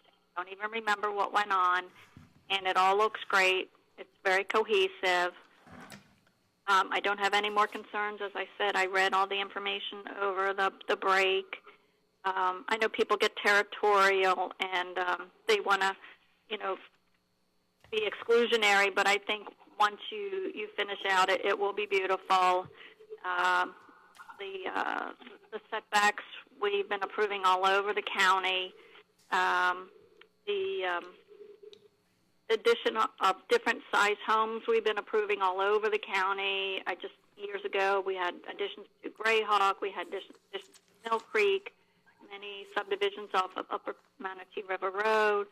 And, at the end of the day, when it's all built out, everybody is happy and satisfied. So I know it'll be a little messy with growing pains while they finish out, but in the long run, it will be a win-win, I'm totally sure. So I'm in favor of this application. Thank you. All right, thank you, Robin. Commissioner Chappie. Thank you very much. I would hope that the applicant will really push FDOT for construction entrance. That is, I think that's the least that could be done here. This has been kind of a messy situation here, one of the messiest ones I think I've been part of in the few years that I've been around here as a county commissioner. From the information that has been provided, there has been a lot of outreach to the residents, the owners of the properties there, whether they're residents or not, I don't know. I drive by this area. I've been driving by it ever since it started, way, way, way back, and it has improved. One of the big concerns with the neighbors in the Coral Shores across the street, and we have the joint intersection there. Everything's lined up, which is great. This is a lot less than what could be as far as residential units there. To me, that means a lot less traffic on Cortez Road, and we all know we have congestion problems on Cortez Road. I'm going to be supporting this motion. It's a lot better than what really could have happened here as far as the number of units in this area. The one thing that does bother me, I don't like the idea of, I wish there could have been 2 entrances and exits there. But I guess with the single ownership, the way it's set up now, FDOT doesn't appear to want to consider it. But yet you go down the road a little ways to the west, and some of the older, and I'll give you that, there are older communities. The linear footage there along Cortez Road, they do have 2 exits and entrances, just a few blocks, just a little ways down there, about 700-800 feet, I believe. I forget the name of the development, but that's pretty much where I stand on this. Again, I wish it could have been a lot better for everybody, but nobody's going to, everybody's not going to walk away happy on this. I think Robin hit the nail on the head. Once this community is complete and whole, I'm very hopeful that it's going to be a quality community. I've noticed the improvements in the last year, and whether you live there or don't, or own property there or don't, you'd have to be blind not to recognize the changes that have taken place. So that's pretty much where I stand. All right, thank you, Commissioner. All right, that is the last person on the board, so we have a motion that was made by Commissioner Whitmore and second by Commissioner Benak. So all in favor say aye. Aye. Aye. All opposed, nay. It is approved unanimously. Thank you. And I have one more question, statement. Yes, ma'am. Yeah, and we all know how upsetting it is to the neighbors, and I'm sure that the developer will work hand in hand. And you can all remember way back the consternation we had with the racetrack on 41 and Pearl, and it kept coming back, and the neighbors love it. We all received a letter last week that they loved how it turned out. And same like with the fleet services. I'm mentioning 2 communities, 2 parcels down in South County, and the neighbors didn't want it, and now it looks beautiful. So it's just, when you're going through the growing pains and the unknown, that's upsets people. But at the end of the day, we all want to live, work, and play in a really nice area, and I'm sure they will be pleased at the end of the day. Thank you. Thank you for bringing that up, Commissioner. It's a good point. All right, well, we'll move forward with the meeting at this point. I'm sorry? Never mind. Mr. Barnott, did you want to come down and say a few words? This is not on our agenda, but I'm not on the agenda, but thanks for recognizing me. February the 29th at the Bradenton Area Convention Center, starting at 6 p.m. We're going to have, I call it Land Use 101, but the University Center for Building Better Communities, they're going to present on land use and growth management. So we invite anybody and everybody to come out. The presentation will last from 6 to 8, and then we hope to have questions and answers from 8 to 9. So it's not an advertised meeting. It's a seminar. So we're getting all the word out to the media outlets and homeowner associations and everybody we can find. So I just wanted to mention that today. Thank you. don't walk away yet. Commissioner Banat.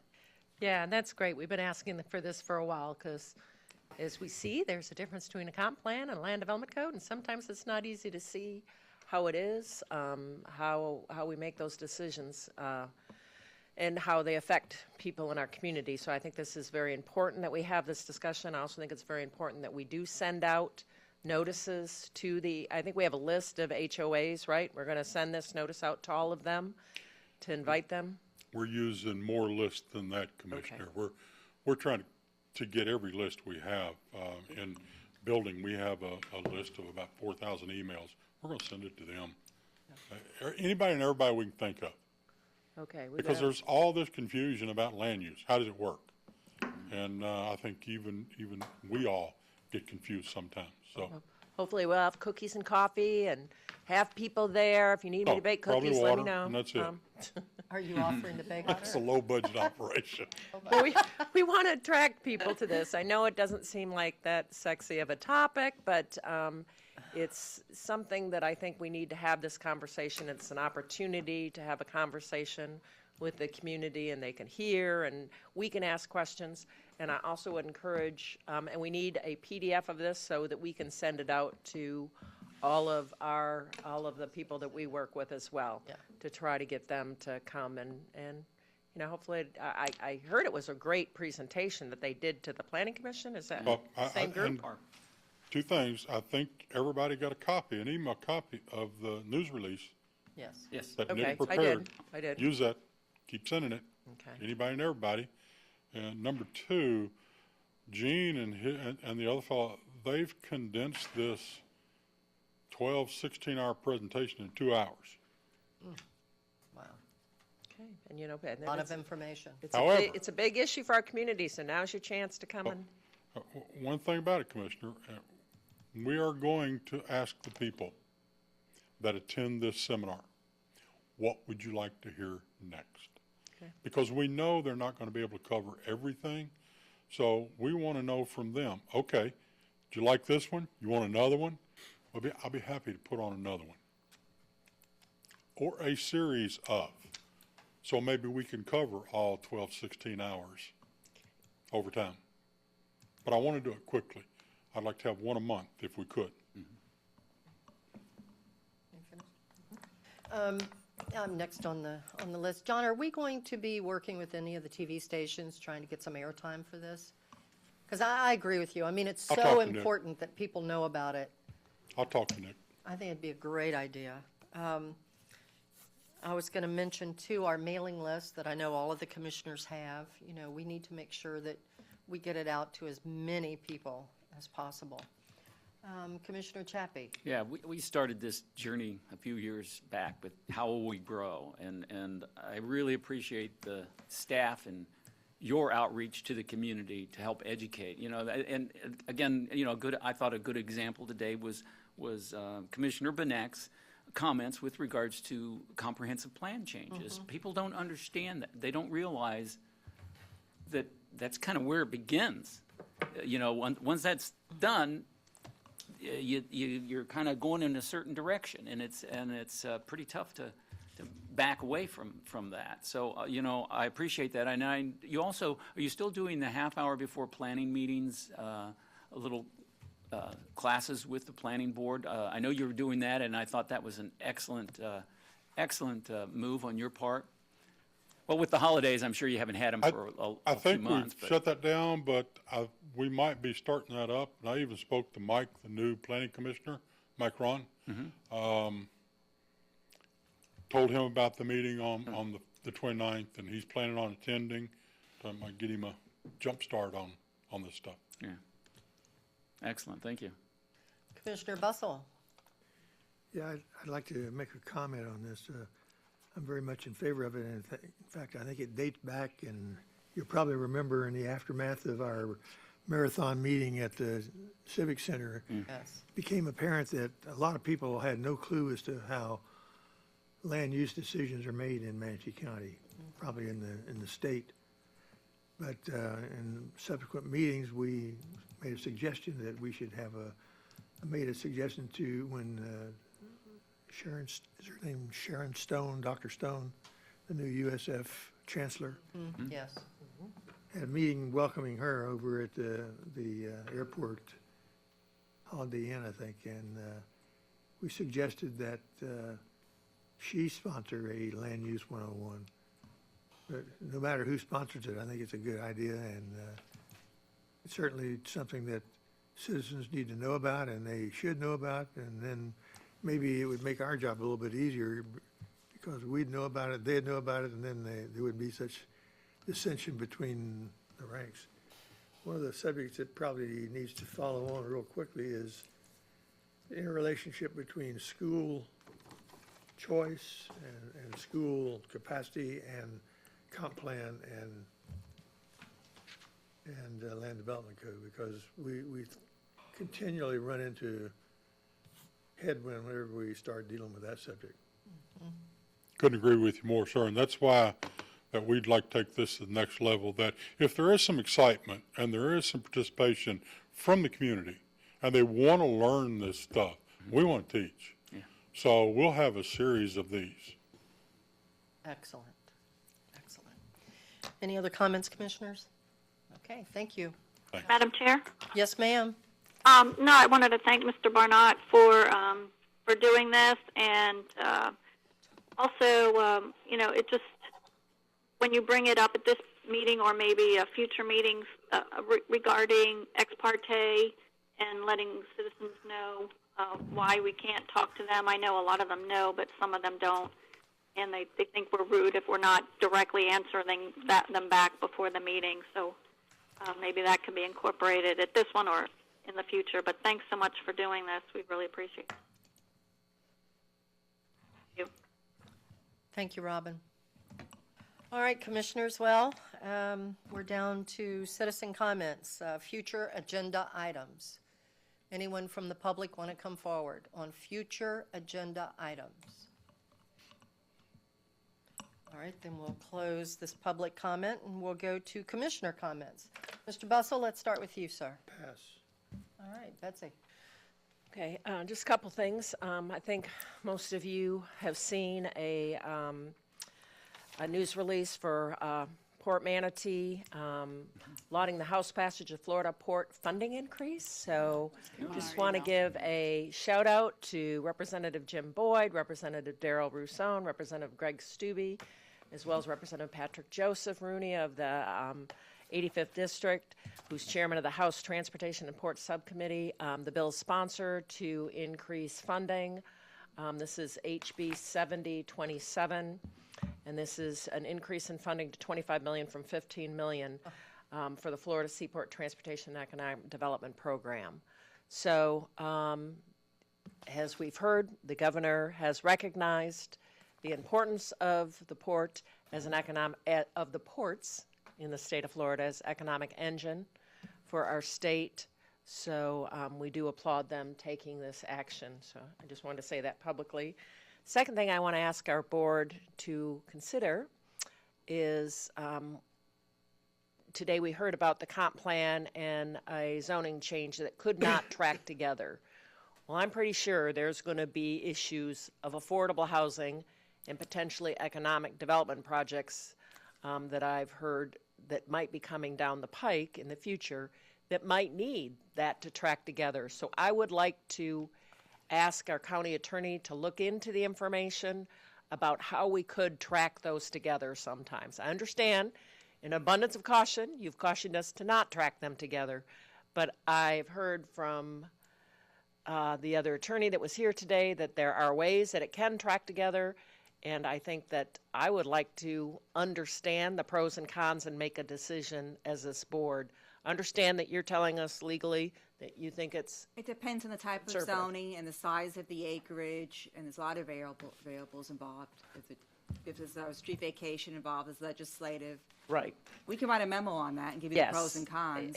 I would like for this board to consider it as, there might be instances where we want them to track together and we need to know the pros and cons. So I bring it up because I also read your procedures for county attorney assignments yesterday. I think this is the right way to do it, to ask the board to give some sort of indication that that's something they might want to consider and ask the county attorney to do it. I agree. I agree. You're here. Okay. All right, I there's think you got the majority. consensus right there. Thank you. Is that it? That's it. Okay, Ms. Whitmore? Nope. Wow. I'm Kathy? good. Thank you. Well, I only have one thing I want to say, and most of you already know this, but I just wanted to say thank you for helping me through this meeting this morning. You all know that I had some oral surgery yesterday and was not feeling 100%, so, and still not, but I just wanted to say thank you for your support and your help today in getting through this meeting. And that's really all I have. So with that being said. Madam Chair? Yes, ma'am? Yep. I wish you were here, because it doesn't seem. I know, Madam Chair. Yes, No, great. Can you hear me? yes. Yeah, really good. Great meeting. I wanted to thank the staff on the 9th floor for setting this up. It was flawless. I just called into the number, and it was great. Just make a couple little comments that was made during the meeting today regarding, I do appreciate the fact that Commissioner Benak has past experience with the county and also on the private sector. And so she sees both sides from staff perspective and being a commissioner and for the people. So she has a little more knowledge in that arena, and we all have different knowledge in different arenas. Mine real estate, Carol's is nursing and other areas. So, every bit of knowledge we bring to the table is, I want to thank Commissioner Benak for that. We received an email regarding Elcon and some turfing and people doing donuts on public right-of-way, and we just cringe every time we see it, that on Tuttle and other streets. And maybe we can do a public service announcement. I know it's really common sense, but maybe on our channel, our educational channel, the county channel, we can partner maybe with Keep Manatee Beautiful and help inhibit people from tearing up our right-of-ways, throwing cigarettes out the window, and so forth. It costs us money to clean it up. And so hopefully we can get that word out. And maybe just have some pictures of the destruction of what people do, and that way it'll alert them not to do it. Last item is this coming Monday, February 8th, 7 p.m., there is a community meeting at the Bay Shore, not a town hall. It's not initiated by me, but the county will be attending regarding, it's a follow-up on the last month's meeting regarding roads and traffic in there. And as you know, it's our prototype community in Bay Shore. So, commissioners are welcome to attend. It's not a noticed meeting, but I sit there quietly. And that is it, and thank you again. Good meeting. Robin, what time is that? 7 o'clock on the 8th. And it was very well attended by the residents last week. A couple dozen were there.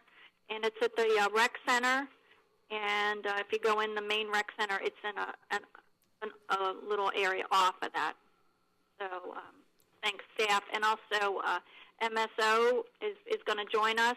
The sheriff is going to send some representatives there regarding traffic, and so it should be a good meeting.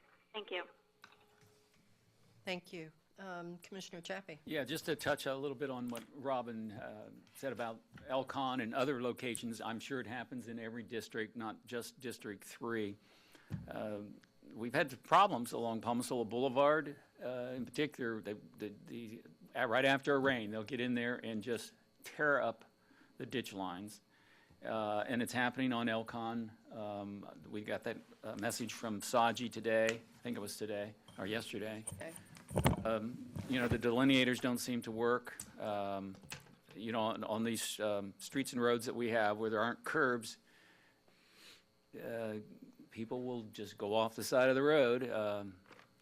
You know, I won't, you know, I guess they think it's fun, but it causes a lot of damage, and our staff have to get out there most of the time and fix things up. And if it's not our staff, it's the local neighbors or the HOAs around there. One of the things that I've been able to do, I don't know whether it's helped a lot or not, but you call the sheriff, and they will do some extra patrols for us if there's anything in y'all's areas. Just, you know, you can call up the sheriff's department, and hopefully, you know, they'll get in that area at times and do a little bit extra patrol.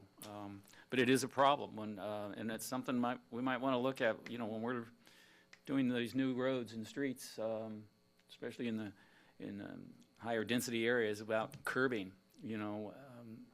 So, you know, I just don't know. It's terrible. I don't understand where they get their kicks from doing this. Just in response to that, you know, lots of times what we're seeing is like in Elcon, you see the outer lanes of a 4-lane road, so that's why you don't get the curb, but then everybody drives across the median, which is really unfortunate because it does, you know, mess big time with the landscaping, so. Thank you. Madam Chair? Yes, ma'am. Go ahead. Yes, and not to belabor this, but, you know, also when citizens see this, they should report it if they can get a license plate number. You know, everyone needs to be diligent. And as Commissioner Chappie said, it's just a few people that are doing this, and we really need to stop. It really is destructive and a waste of our resources. And it would be a waste of the sheriff's resources to keep sending people out there at 3 in the morning and when they need to be doing something else, addressing the crime issue. So that's it. Thank you. Well, with nothing else, this meeting is now adjourned. Thank you.